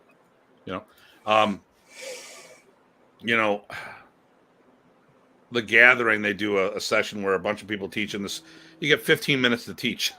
Right. That's tough. Yes. Yeah, it's tough. So Tony DeSaro is the time manager. The first time I'm teaching out there, I'm the first puttee in the FMA track. Mm. And I'm the first East Coaster FMAer to teach out there. So I'm walking in, I'm watching this one guy, and this Filipino out there is demonstrating for 12 of his 15 minutes. And when ouch. And Tony's being nice and goes, hey, you got 5 minutes. He looks at, what do you mean I got 5 minutes? I go, you had 15. And now you got 5 minutes left. So he's doing a deminar. All about himself. Yeah. I get on the floor. I taught stuff fast. Yep. You know, I didn't have time. You know, and it's like, hey, Tim Hartman, Buffalo, let's get into it. Pop, pop, pop, pop. You know. I prefer that myself. And the other thing is like if I'm showing stuff, I give them a quick couple of views and then I get them working it, because you know what? I can always get a couple more details later. I don't have to give them all of everything at once and say, okay, 10 minutes, you've listened to me and I've shown you a bunch of things. Now go try it. They're not going to remember that. So I do what I can. As soon as they've got enough to work on, let them work it. And then I give them, some time to work it and figure out if I need to say a little bit more or we go on to the next thing, but you pay attention, right? Sometimes you got to abort the mission. And that too, right? Oh, let's try a different tack, right? What about, I know some people differ on this. What about switching partners? I generally like that, but there are times I think that maybe that's not the best. So if everyone's with a decent partner to vibe, Wait, listen, we all have been stuck with that guy who shouldn't be on the floor. Right. But let's say everyone's, okay, so so if you got a couple people that need help, you want to switch partners, and you don't want to stick one person with the newbie. Mm-hmm. So you want everyone to share the love, because we all should be. You're only strong as your weakest link anyway. So we should all be working on bringing everybody up. Right. But in my mindset is that so we're doing this Modern Art East intensive. Which was the immersion camp where PG Ty, PG Craig, PG Sam, Larry, and maybe two other guys are coming to camp. And everyone's got to bring a partner. So, I mean, we're already partnered up. Mm-hmm. And people are going to stay with their partner for a lot of it during the learning phase. If you got your person you vibe with to get the most bang out of your buck, stay with that person. Yep. But then to feel different energy, then I'll have people switch partners. Yep. So I think switching partners, like today I had the kids doing, we just got done testing last week. So this was the first week of everyone being promoted. So new belt. So I'm having everyone do this new Sinwall. We're doing super Sinwalling class. Some of the kids hadn't done it before. Okay. So I kept switching partners. Some people are very good partners for each other, but not good partners for beginners. Mm-hmm. And of course, they picked the partner they liked, which is not the one they should be working with. Right. So I have them do the Sinwali, switch the line. I have them Sinwali, switch the line. So part of it is I'm trying to get that mix of who's going to help whom in a positive way. And like I said, if you got people that have issues, it's something. So on Dean Franco's pre-show, I watched it, but I didn't watch it live for the FMA school thing. I couldn't make it. It was done at 12:30, which is in the afternoon, which is when I have my classes. And Ace didn't have the time. That's all he had. I'm like, listen, I know how this works. You guys do it. And they talked about a bunch of things. One of the comments is like, I hate when people go to seminars and they do nothing but basics. So I'm like, well, the problem here is you got to teach to the room. If you're thinking about you, but you're right. If you go to an advanced seminar and all they're first of all, when doing a seminar, you want to give everyone a warm fuzzy. Mm-hmm. You want to have feel-good moments. You don't want to sit there. A seminar is to get them excited. Then they go to a camp. Mm-hmm. Okay? And you got to give them the fundamentals and then those aha moments or those, wow, this is cool moments. Mm-hmm. And one of the benefits I've had teaching at a lot of these events that I'm the only Filipino martial artist there. And we got to remember there's difference. You're a Taekwondo school that has an FMA class versus being a Filipino martial artist. Mm-hmm. Your Korean stylists that play with sticks. Your Japanese stylists that play with sticks. Offering a class doesn't mean that's the system taught there. So I will go to these events and like Saratoga and SMAF and all this other stuff. And I can pick a topic that no one knows in the room. And I can keep, and I remember like the first time I taught it at SMAF, we had white belts all the way to 5th degree black belts in the room. And they were all going, wow, this is amazing. You kept everyone on the same page together. How'd you do that? I go, well, what do you mean? Well, this guy's a white belt. This guy's a 5th degree black belt. I looked, I'm like, no, he's not. Yeah, he is. No, he's not. You know what? He goes, he's a white belt. No, he's not. Yes, he is. And what I do, he is. Mm-hmm. Oh, yes. When no one knows what you're teaching in the room, right. You can keep the whole room together. Right. Well, you and I know that we also benefit from the other side of that. And this is just, actually gets to another point I was going to bring up, which was you can actually teach the same material at different levels for the different people in the room. And Remy taught us how to do that really, really well. Right. So even if he had people that he had brought up and they were skilled, what he would do is he'd show some material. Okay, we got it. It's all basics. And he would illustrate that material about what you would do with it or what's it for with one shots. And a lot of those one shots, if you were good enough to get them, that's what you should have been working on. If you weren't good enough to get them, you should be working on the basics. And so everybody got something to work on. It was the same material, but a little different flavor, a little different depth. He was masterful at that. You know, Professor was not good at running, would not have been good at running a school here in the States. But, and it's very obvious when you see how many modernity schools are out there. But when you see what percentage of his students that went out there and started teaching seminars, you know, you can see that he really had the teaching part down and gave a good example for us what to do. Now, I still think that a lot of people missed a lot of the lessons, but a lot of people did learn a lot. Yep. They may have missed some of the key things they needed to. I mean, because there was times where he would be doing that multi-level things, and he'd be wanting certain people to get the stuff, and they weren't getting it. So yeah. But he did one where so Raymond hosted him, and what he ended up doing was 3 seminars at the same time. So not only do you use that dual layer trick that we just talked about, but for Raymond and me who were hosting him, while they were working on stuff, he'd go over and do a workshop with us and teach us a whole different set of materials. So he was teaching that seminar with just us at the same time as teaching a larger group seminar in between, kind of tag teaming as he progressed. And so he covered 3 seminars in one period. It was great. And we've because we've talked about and compared notes on those. Yep.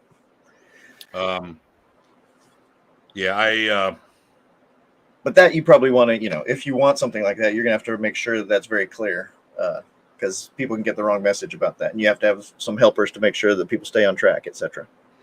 Yeah, I mean, there's a lot of different things going on, and that's rare. But the other thing, the multi-layer trick, I think is pretty applicable. So say if I'm teaching people something that they know, right, at different levels, then I have to use that basics plus some illustrations, and people get what they get. And it works out really well if you pay attention. Well, I was having a problem teaching in class tonight, and then I had to. Everyone's doing the same material, but once again, like you said, there's different tiers of it.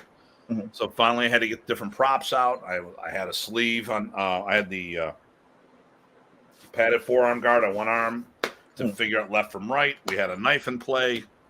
We did a grab, a knife. We're all working just trapping hands. That's all we were doing. But I was getting all these different things incorporated.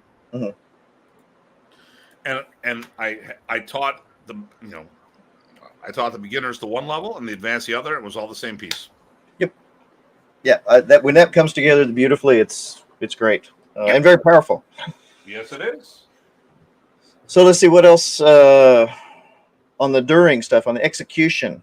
Any other comments? Also, not only for the teacher, but also, is there any things that we left out as far as execution for the host? I guess you'd want to make sure that there was breaks adequately during the things, that there's water breaks or there's supplies like that.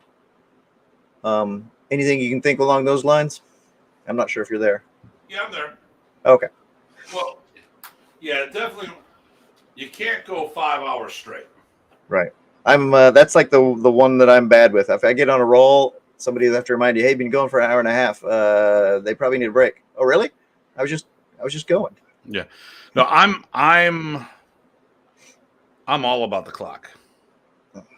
And I think sometimes people didn't like me at camp. Well, actually, they may or may not have. I actually would point at Professor, you got 10 minutes till a lunch break. And I would make a point. No, it's almost that time. You got 5 minutes to go. You got 10 minutes. I would give him a countdown, and not because I didn't want him to go all day long, but when we were at camp, we were at the university, which means there's a schedule when the dining room is going to be open and closed. Right. And I know these people. Oh, evidently Roberto Torres was in town once for a seminar, CELAC guy, and evidently he went like 2 to 3 hours over. Hmm. But how many people had to leave? Right. Right. It's cool and all until people have to go out the door. Right. Well, and And how you does get that the make you overload. feel when you miss something? Right. Well, even if you don't have to leave, right? Your brain, you can only handle so much new stuff at any given day, and it doesn't matter how good or experienced you are. Everybody's got that different level. And guess what? On any given day, it might just be maybe I'm good for an hour today. Other day, I'd be work 5 hours. But if there's a schedule that you can stick to, that helps everybody. Mm-hmm. And it's only fair, right? I mean, because you got to do that. Um, Yep. and if you want extra stuff outside of it, or maybe you arrange that ahead of time, like again, for one of the ones in Texas, I showed up a couple hours early on request, and we did some extra stuff, but everybody agreed to that, and it was a blast. There you go. So, anything else on execution that I'm drawing a blank here? I think we went through most of my notes.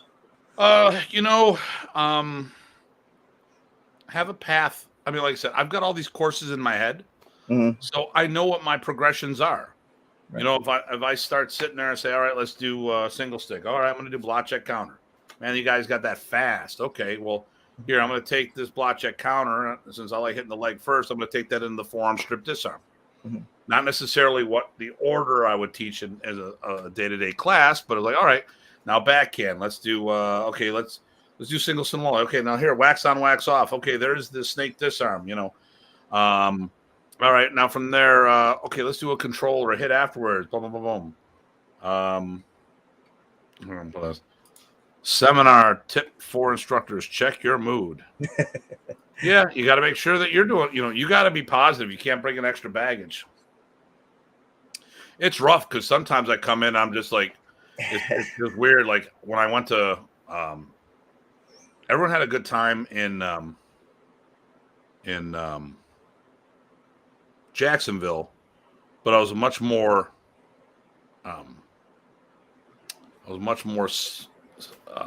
Subdued. subdued. Yeah, I was laid back. I didn't get So I haven't been there. A bunch of new faces, a lot of kids. I like using the kids a lot because here's the thing: if you can do it with the kids, you can do it with anybody. Yep. Okay, I'm big about using kids and women because men can always do techniques based on size. Mm. I want to empower the children and the women because unfortunately it's an adult. Well, now it's different. It's an adult. Was an adult. Well, seminars are usually adult based, and women were not given a lot of encouragement in the past. Mm-hmm. I mean, when I was a boy, when I was a kid, boys played football in army, and the girls played with easy bake ovens. I mean, now I hung out with my sister with the easy bake oven because I liked eating the cakes. Now it's a whole nother story. Boom, boom, boom. If you're doing a seminar, you're on stage. It's a performance to some degree, and people can read and feel the energy. Yep. Well, that actually taps into. So I have two moods. So I teach on pure enthusiasm. So hopefully that resonates with people. But the other thing I do is I encourage, and I got some good comments about that again with this recent bout of seminars that worked out really, really well. But that's my one mood. But there are times, like you said, you come in a little subdued, or maybe for whatever reason your energy's low, whatever. So I try to get myself. Yeah, you're just not feeling it. So I get the energy. I get into that one mood, and we geek about this stuff. This is our passion, right? So it's pretty easy to get into that enthusiastic mode. I really love doing this. I remember I was teaching it. Here we go. Toronto Trek, the Star Trek convention they used to have. Oh, nice. And I was teaching martial arts to be used in films as independent films. And this guy who's no longer with us passed away, Malcolm Xerxes. And he was like all that, and he was talking to me about helping him do fight choreographer and develop fighting styles for the characters in the show he's trying to put together. And he's just watching my show, watching me teach, and he starts laughing his ass off. I'm like, I walked up, I go, "What's so funny?" you really enjoy what you're doing. Like, yeah. Yeah, exactly. And, listen, and Paulo's seen me teach on a couple occasions, and he's actually done one of our webinars. Yep. But when I'm popping, usually when I take it all depends. Like at your event, I'm a lot more. It's a family thing, so I change my energy. But a lot of times, I still will pop and do different things. Sure. Oh my goodness. Oh, Mr. nice. Dan. How you doing, sir? Oh my goodness. Hey, I'm sorry. We were supposed to follow up with you. We need to schedule a weekend. I know it's weekends for you. Let us know when you're available on a Sunday night. I can't do any this Sunday. We can't because we're both in. We'll be coming home from Connecticut. I'll be driving home long after you're home, and then the following weekend is the second episode of FMA discussion at FMA schools. But we need to do a show with you, sir. Definitely, yeah. Yeah, I love that guy. He's great. Yeah. Love his demeanor. Very approachable. Boom. It also says to feed off energy to students. Yep. I love feeding off that energy. It's like a resonation. Yeah. I mean, I like to pop and go and stuff. Yep. Oh, and he said, "Will do." Excellent. Good deal. So, but I mean, at the same token, I also read the room and who I'm with. Like at my camps, I dial it down a little because okay, let's get into what we're doing. Sometimes you can get so excited. Sometimes the performance gets us distracted from what we're trying to do. Or you get your people. Remy made the mistake, not mistake, but he told us to have fun. So unfortunately, I've always have fun in class, and that you might have to separate me and PG Chad if we do. Some people have way too much fun, or they get too aggressive, and they and all hell breaks loose. That's right. So but definitely, I mean, I did music and I did performance art. So for me, being in front of people, I'm always performing. We're performing right now. I don't know. It's funny. I don't notice it unless I think about it. When you're out there teaching, it's a labor, of passion, sharing what you love, right? And so you just tap into that. That's what I do anyway. Yeah. I'm sure everybody does it a little differently, but. Okay, I think we've covered kind of execution, right? Some of this is going to tie into the post as well. Yeah. I would also say now, take a couple shots and post it on Facebook and Instagram during the seminar. Yeah, I'm horrible at that. I keep on kicking myself afterwards. And halfway through the seminar, do your group photo. Yes. Do your group photo early before you lose people. If it's a drawn-out seminar, you can actually do a quick video tag up, basically, during the event. People love that.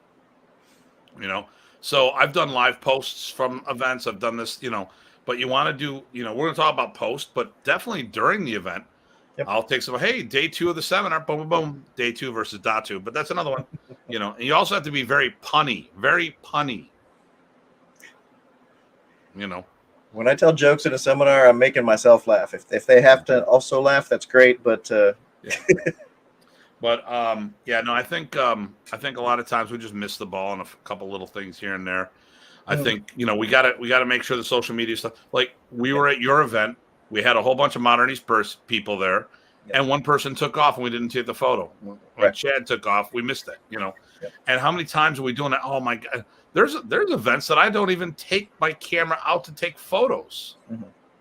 I'm like, I can't believe we missed a group photo. I can't believe it didn't go. And that's a big thing because if you're doing seminars, hosting or teaching, you got to put that shit out there. Yep. No, you have to. When I got back from my trip, I think you saw, right? I gathered the photos that I could, and I did a short write-up, and I thanked everybody, and I put names and connections in there. So I tried to bring in everybody to do that wrap up. So that covers a lot of things. That covers the post for the pictures. That covers a wrap up. That covers in acknowledging personally connections that you made, and that gets you in the future.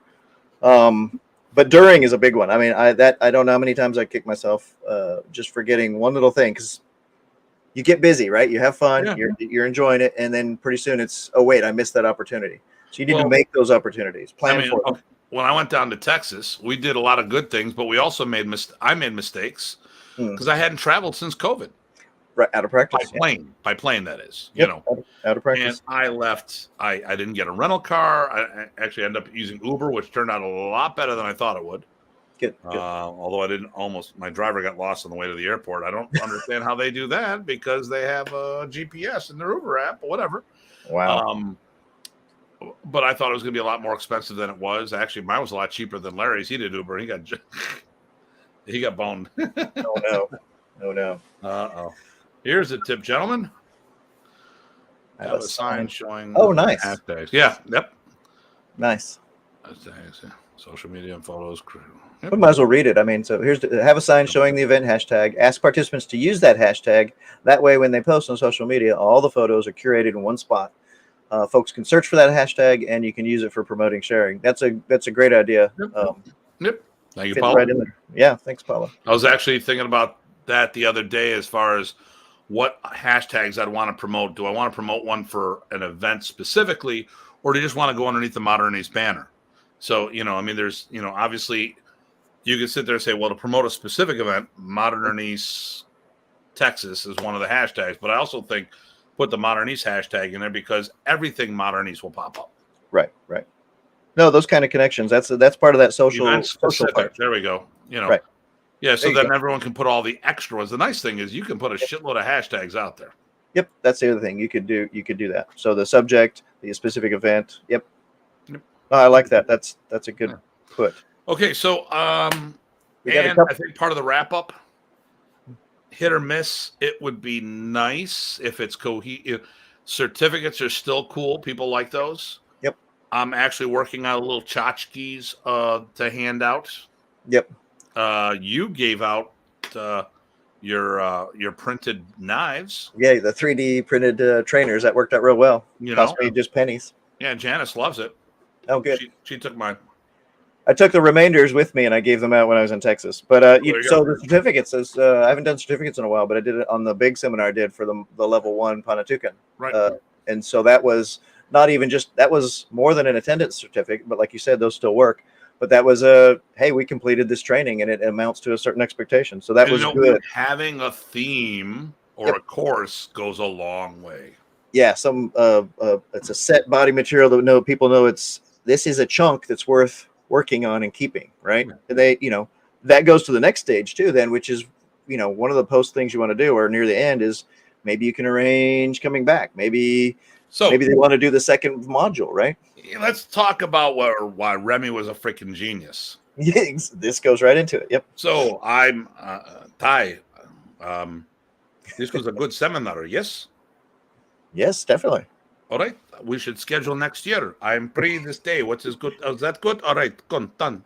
That's right. I don't even know what I sound like. I don't know if I sound Filipino or not, but I sound something. But Remy would book a seminar before he's out the door. And before you realized it sometimes. Yeah. He would, oh my God. I mean, can you imagine if he was still around with social media? He'd be a beast. He would be, yes. Beast. But he would dominate the internet. I mean, the guy was. I hate to say it. Okay, well, actually, I'm going to say it, and people might get twisted when I say it. But there's a lot of people today that would not have that visibility because of the shadow he was casting at his time. Sure, he was the FMA guy, and other people came into their own after he passed. Mm-hmm. I'm just saying, and if he was still with us, oh my God!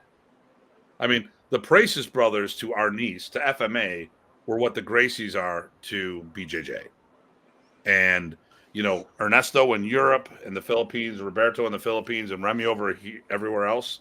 Oh my God! It was just you wanted to train with a man. Why go anywhere else? Well, and I would have got them together. Yep. I already got them to talk. I would have had them do a seminar together. Well, you got them. That would have been off the freaking. Sure, they would have. Yeah. Any other post things that we had left out, or wrap up kind of things, like when the seminar is finishing up, when the seminar is over, or when you get back from the seminar? I think we covered all of those. That's right. So obviously, pay your people or get paid. Yeah. Deal with that as early as you can. Get that off the thing. Right. Here's something. So I was supposed to do a seminar. I did a seminar in Germany, and Michael Minchens hosted me. He expected a lot more, Mm. and he gave me almost every bit of it. Mm. And we just talked, and like, okay, whatever. And then I went to him the next day, and I gave him a good chunk back. Mm. And he was like, "Wow." I'm like, "Dude, you know what? I looked at everything. He took care of all my expenses while I was there. Mm. I looked at my entire tour. I wasn't coming out of pocket. I gave him something back, and that cemented a relationship." Right. You So, know, in other words, be honorable and respectful, and don't take advantage. I understand that this is okay. So here's the deal. Remy used to ask 2K and take care of all the stuff. Mm-hmm. Then he went down to 1,500. Mm-hmm. Okay, for me. Okay. I'd pay him differently, and I paid him perform. I remember someone. Well, it's one woman, Beverly, used to be around. Oh, so and so hosted Remy and took money for himself. I go, well, I do. What do you mean? I go, I pay Remy 2K, and anything above and beyond that, I take for myself. Mm-hmm. But at the same token, my first seminar I had, we had over 100 people there. I gave him a performance bonus. Sure. I gave him more than the 2,000. I gave him like $2,400, and I had the same. Good business begets more good business. And when I'm on the other side, if I know that someone got hurt on something, because I'm looking long term, okay, are you doing one-offs or are you talking about a long-term relationship? Right. Well, if it's a relationship, then you got to take care of the people in your relationship. Yep. I understand there's things I got to do. It has to be good for everybody. Otherwise, it's not going to happen again. So I was down, I know Craig was there. We went to Ernie's for a camp. Craig, Sam, I'm not sure if Chad was there or not. I think Carl came down. Oh, good. So we're all down there. A bunch of us are down there, and I go, hey, and Ernie goes, let's go see Black Panther. Okay. So I go to him. All right, take it out of my fund. I'm paying for everybody. I mean, all the whole lot. So it was him, his wife, his 2 kids, and then Craig and Sam and whomever else and myself. Mm-hmm. And then he writes me the check the next day. I go, hey, you did take out the movie stuff, right? Made sure he took out the movie stuff. Oh, no, I didn't. Take it out. You gotta take care of your people. Yep. And yeah, it's all about money, but it's about a lot. I mean, yeah, this is what I do for a living. But at the same token, if I'm treating these people right, they will have me back. Remy adjusted his rate based on what went down. Yep. No, that's key. Taking care of all the players. Because if you think about it, what's happening in a seminar? You're taking care of the people that are attending because they're learning stuff, right? You're taking care of yourself because you got to make it work. You're taking care of the host because they're having you and they have to make it work. If all of those things come out positive, everybody has done what they're supposed to do. If I know only doing a one-off seminar, I've had people tell you, let's rate now. Like, okay, I'm doing seminars at my home, making over $2,000 staying home. Mm-hmm. My last seminar was like $2,400 for doing a hybrid seminar, people there and virtually attending. Good. So when it comes for me to go on the road and teach a seminar, I'm sorry, you're going to have to pay me more than you used to back in the day. And if it's a one-off seminar, someone like, no, we had an arrangement. You need to pay me this. Yeah, but no, you dropped the ball. It's on you. Right. Well, and that goes back to, hey, doing the work and the hype up front, which Renee was talking about, right? You got to do the legwork. Now, if I'm having a relationship with somebody and I know that they're coming 500 out of the hole, I might sit there and go, you know what? Short, and it's hurting them. Mm-hmm. If they're having me in for their education and we're, like I said, if we're going the mindset that I do, hey, I'm hosting this person so I don't have to pay this money and I can defer the cost. Mm-hmm. That's one thing. But if it's going to hurt somebody, because sometimes instead of, hey, listen, instead of me paying me this one, just pay me this instead. Mm-hmm. Or, you know what? I get it. You weren't here. Pay the balance later. if it's a first-time seminar, you might want to get a down payment. Yep. So, so does that cover the post? Because one of the things we didn't do, we were pretty positive, I think. We didn't talk about some don'ts, but maybe now, if we're done with post, maybe we should just fire off a couple of don'ts. Gotcha. Yes. Okay. Overall. Okay. And if anyone's got a question, hit us up. Please, yes. Or suggestions. Like Paolo had a couple of great ones. Yeah. Yeah. Oh, the hashtag one's amazing. Yep. That was funny too, because I was thinking about that the other day, but I didn't. But I wasn't. I didn't know whether I wanted to go. I had generic hashtags I was going to do, and I wasn't knowing if I was going to do specific. But no, that makes a real good one. I'm going to give Paolo a Remy compliment on that one. So Remy was really good about giving us material, and there would be some does. So Paolo, you pulled a Remy and gave me a duh on the hashtag one. Thank you. Cool. So what's your list of don'ts? Because I think we talked about a bunch throughout the day, but let me hear your list and we can expand. I got a couple. I think we've talked about a few. We talked about they assume they know too much or too little, right? That would be another one. And so that goes to either giving it too much credit, you have to dial it back, but that you can fix that by adjusting, or you can condescend and give them too little. So you need to adjust on that one. Talking too much. We talked about that one. This is kind of the prep, right? So don't make it hard to attend, right? You need to have it easy to find. You need to have it easy to register. You need to have it easy to know where the heck it is, right? Put all of your info out there. And so one of the things that you raise up a lot of times is that, hey, just because it's in the graphic doesn't mean the information is available to people. So you need to put it in text also. So it's searchable and usable. Yeah. Okay. So, okay. Well, hold on here. I'm going to pull something up. I started doing this again. Okay. So this is, all right, here we go. I'm going to pull a share up. So QR codes kind of went by the wayside for a little bit until COVID hit. And then menus are on QR codes all the time. Well, here's one for you. And anyone's thinking about going to Memorial Camp, this QR code takes you right to the registration. Here we go.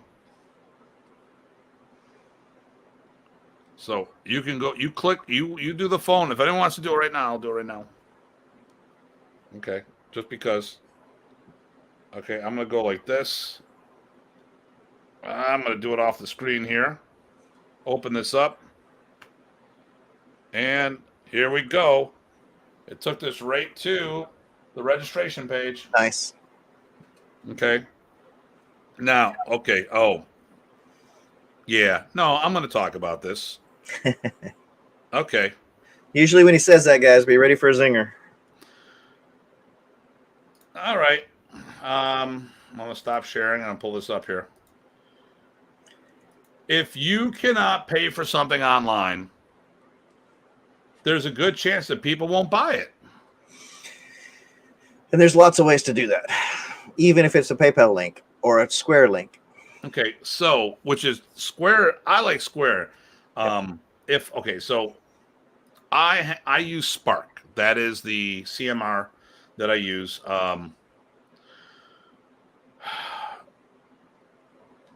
Basically, it manages my customers for my school. So it does a lot of things. So I'm going to go to the next immersion seminar, the checkout page. So I'm going to click on the link here. So every event that I host, I have these on. So I'm going to click on this right now, bring this over here. See if there's any keep a thing for comments just in case, because when I do this, I lose all my stuff. I lose my shit. Okay, here we go. So you go to the link, you click on the link, which I can put on Facebook, Instagram, my websites. Yep. Here we go. It's the 12th, noon to 4, in person. Here's the information on Google Meet or on Google Meet. 100% satisfaction guaranteed. So if you don't like it, I will give you half off the next event to make up for it. but that's a one-off.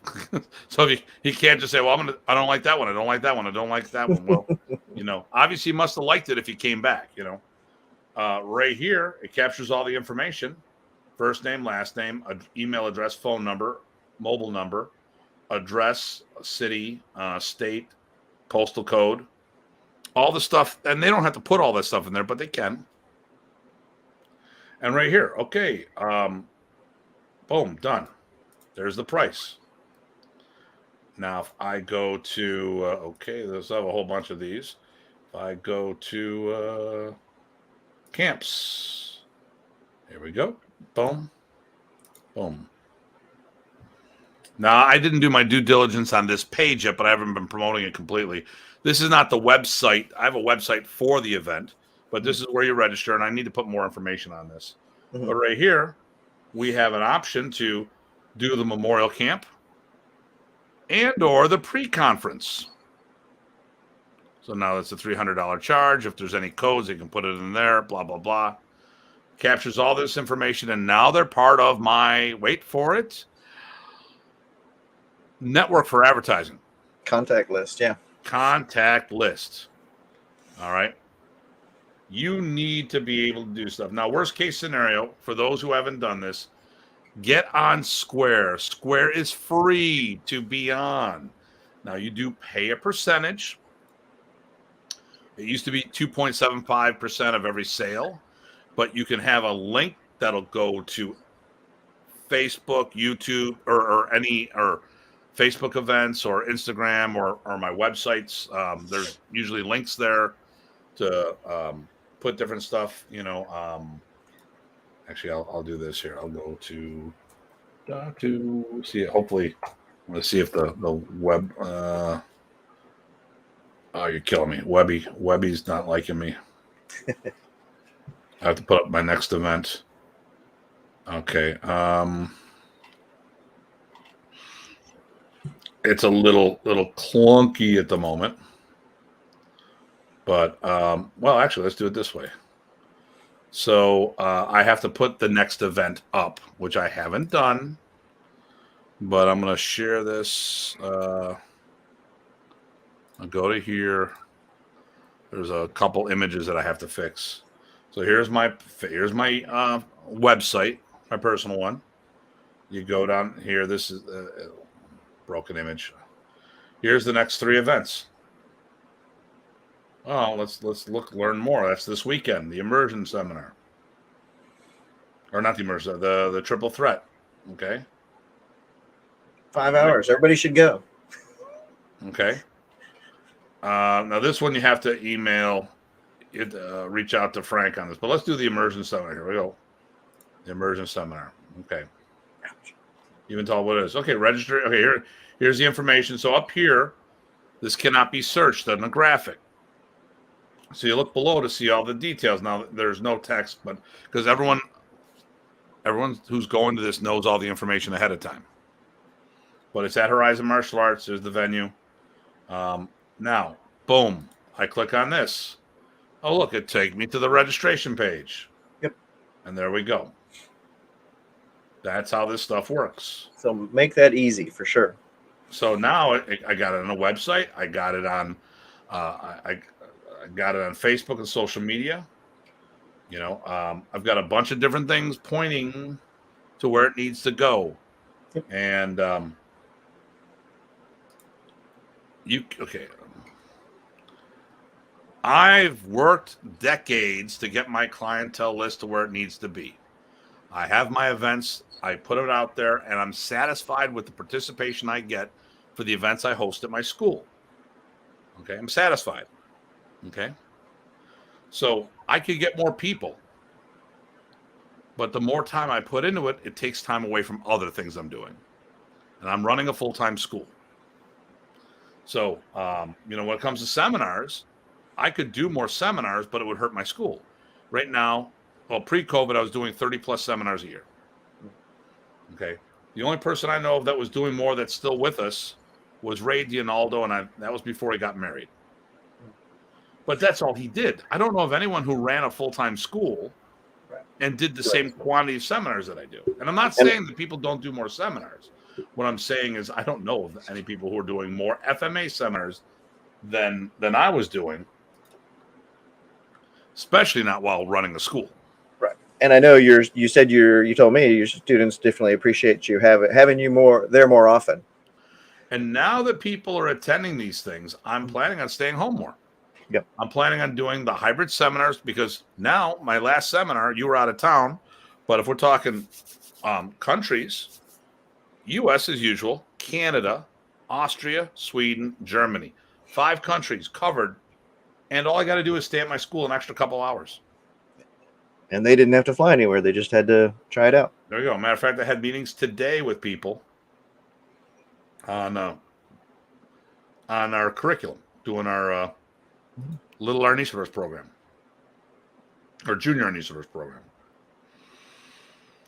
So, only other couple other last minute don'ts if you want to finish it up, because I think it rolls up into one final thing, which I think will touch everything. So one of the things that occurred, and I don't know we talked about this a whole lot, but we kind of alluded to it. It goes with don't make it a deminar and don't make it a talking too much, but don't shortchange the ability for the people to work the reps. They have to do enough work so they can take it and explore it later. So not too much they lose focus, but not so little that they can't keep it. We know some famous people that do seminars in such a pace that you might not get something out of it unless you already know what they're showing. Don't forget. Everyone knows what we're talking about. Right. Don't forget to target appropriately. Right. We talked about that. And then don't forget to take breaks. That was to me, my own self, because I sometimes forget that. But if you look at all this stuff together, right, prepping, advertising, making it easy, looking out for the students, looking out for the host, looking out for the instructor. We want the students, we want the attendees to do the work, right? But they're at the front end, the host and the seminar instructor have to do the work too, right? They have to do a different type of work. So do the work. Yeah, everyone needs to know. Yeah, everyone needs to know what they need to know. Yep. I didn't see any questions or other comments or any more does or anything, unless my feed is frozen up. No, we have 12 people watching us, so they must be astounded, waiting bored on every word we say. But there are a lot of people that do seminars, and I'm sure there's some gotchas or some nice bits of info like Paulo provided that. Yeah. So let's go with Apollo first. Let's do the hashtag thing. Yep, I love it. Oh, good information. Thank you, Mr. Thanks, Jim Dan. Okay. Yeah, I wrote that one down, the hashtag one. Yeah, so we'll have to have that for Saturday. That's an easy point. Modern Ernie's triple threat. There you go. Those guys. Triple threat, baby. And I forget, is there going to be that's another one that you could look at. Is there going to be a virtual option for that? I can't remember if that was the deal or not. Yes. Unfortunately, we don't have anything listed anymore. Okay. We talked about it, but we really didn't do the work. Well, there we go. There was some work on this event that could have been done better. It's probably my fault because I was out of town. Okay, it's all your fault. There you go. Oh, I got that. I'm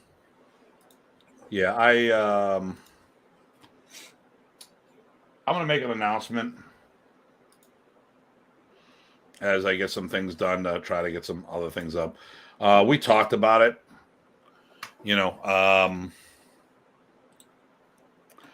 and I don't, to be honest with you, I'm not a big fan of doing virtual on the road. It's tough, yeah. I mean, if we had good coverage, I could certainly use my infinite. Oh, Frank's got a setup for it. Oh, does he? Okay. It's just. Well, it can also go both ways. So maybe you plant the seed that it can be done, but if nobody is biting, then there's no reason to set it up. I had guys that's it. I had guys from Fuji talk to me about it. Okay. So we talked about it. Mm-hmm. They haven't followed up, so I'm just going to throw a bug out there. But at the same token, if it's just one group, I don't want to do that. That's a lot of work that you when we got a load of people in front. Okay, so why do I do the hybrid seminars? Because I'll have just as many people attending virtually, if not more. Yep. I've had seminars with 20 people attending, but only 2 were in the room with me. Right. Okay, now here's one. Okay, so for those who are doing virtual, and we'll wrap up with this. Okay, so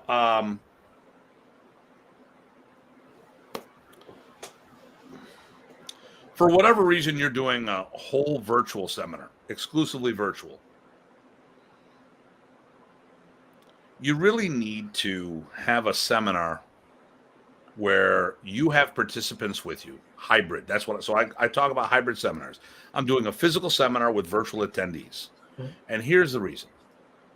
If you decide to do a virtual seminar against my hybrid seminar and they've attended both, there's a really good chance they're going to stop going to yours and start coming to mine. Unless they're really into the system, like maybe it's a requirement.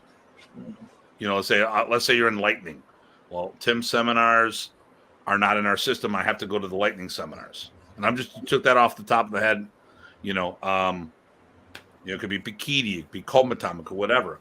But if all you're doing is a virtual seminar with no attendees, you might as well just be doing katas.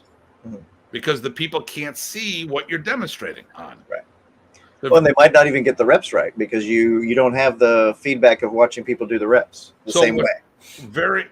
I've only did a couple virtual only seminars. I did one for you, and even then I had Janice step in. Yep. And I did. But what I showed her how to train by yourself and said, all right, here's Bob, body opponent bag. He's got a T-shirt on it. Here's a staff I shoved through his arms. And I did block check counter and other stuff. And then that inspired Chad to do some new stuff. Mm-hmm. And of course, I have a Focus Master and other gear that I could use. And Janice and I could always work out together. So there was never a problem. I always had someone I can do hands-on. And we weren't open, but there was someone that would meet with me one-on-one just to get together because we both need to get out of the house and hit sticks during COVID. We weren't open for business, but we decided that we wanted to get together somewhere. Could be my facility. And we worked out, which it was not open for business. Okay. But soon after that, I started doing these hybrid seminars, and I've had nothing but people ranting and raving, and I've had people that want me to do seminars with them. I'm like, I really don't want to do a seminar with you if you're just doing completely virtual and you're not having people there, because the good thing about this is during my seminars, I mean, Paulo, if he's still with us, he goes, I invited him to come to one of our Ponatucan seminars. He goes, geez, 2 hours. And then his review was, oh my God, 2 hours. That was 2 hours? It was like nothing. If time flew, and he didn't take breaks. He was with us the whole time doing where normally he does a seminar, he walks away, comes back, walks away, comes back. He had a blast at the seminar because I'm engaging and he's watching how people are practicing. He's practicing back and forth and all this other stuff. Versus if all I was to do is to teach stuff in the air without a body to work off of, people have been bored with that. Yep. That can only go so far. That's why I still have people attending from around the world. Yep. I think that was huge. I mean, hell, I know you're not going to throw money away. You're not going to sign up for my classes if they're not offering you something good. Right.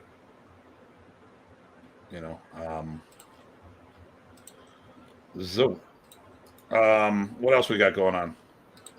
Oh gosh. Well, so did we cover? I guess we're done now. So we're doing the wrap up. Well, we have this seminar next weekend. We've got the this coming weekend. This Saturday. Right. So we will be in Middletown, Connecticut. I'll be getting there sometime on Friday. And sometime. And I'll be there sometime after that, which could either be Friday or Saturday morning. Yep. I have a little more flexibility with my schedule. I'm meeting some people on the way out, and I'm doing some errands while I'm doing some home improvement visitation things while I'm out that way. There you go. So we'll have the seminar from noon to 5. and we're going to go out for a bite to eat afterwards. Dean Franco will be there in the house. He'll be watching the seminar, attending the seminar, and then afterwards we're going to do a show. Yep. And then next week, what I'm going to do is, I want to talk. So that's about it. So I want to talk about next week's show real quick, unless there's something else. I don't got anything except for people. And then that'll be March 21st will be Renee. So Renee, if you got photos you want me to use, whether it be yourself or I could do a bag picture if you want me to. That's the unknown comet photo.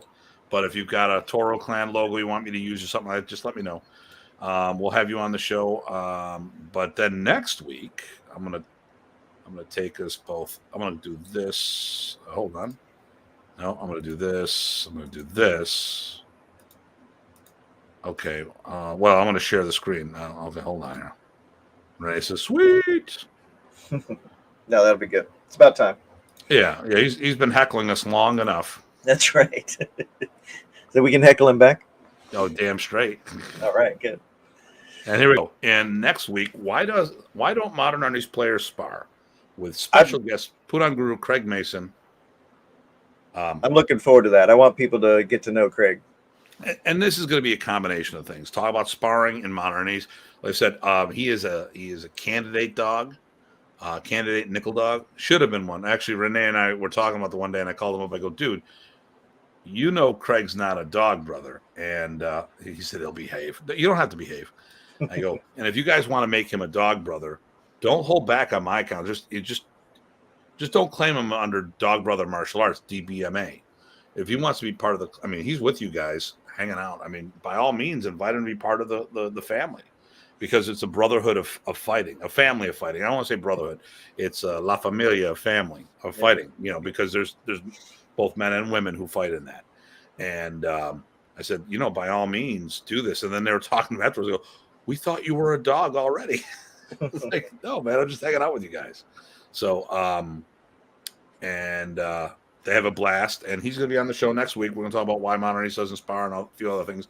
And we'll talk about, yes, and Dog Brothers and DBMA are different. They're quite different, because there's a martial system that Mark Denny promotes under the DBMA banner, and then there is the Dog Brother Clan, which was started by a whole bunch of people and whole other entity. So, but Craig is going to be on the show. Craig is one hell of a martial artist, been around the world with me on multiple occasions, and really good instructor and just a top human. I think he's good peeps all the way around. He's probably our top Canadian in our group.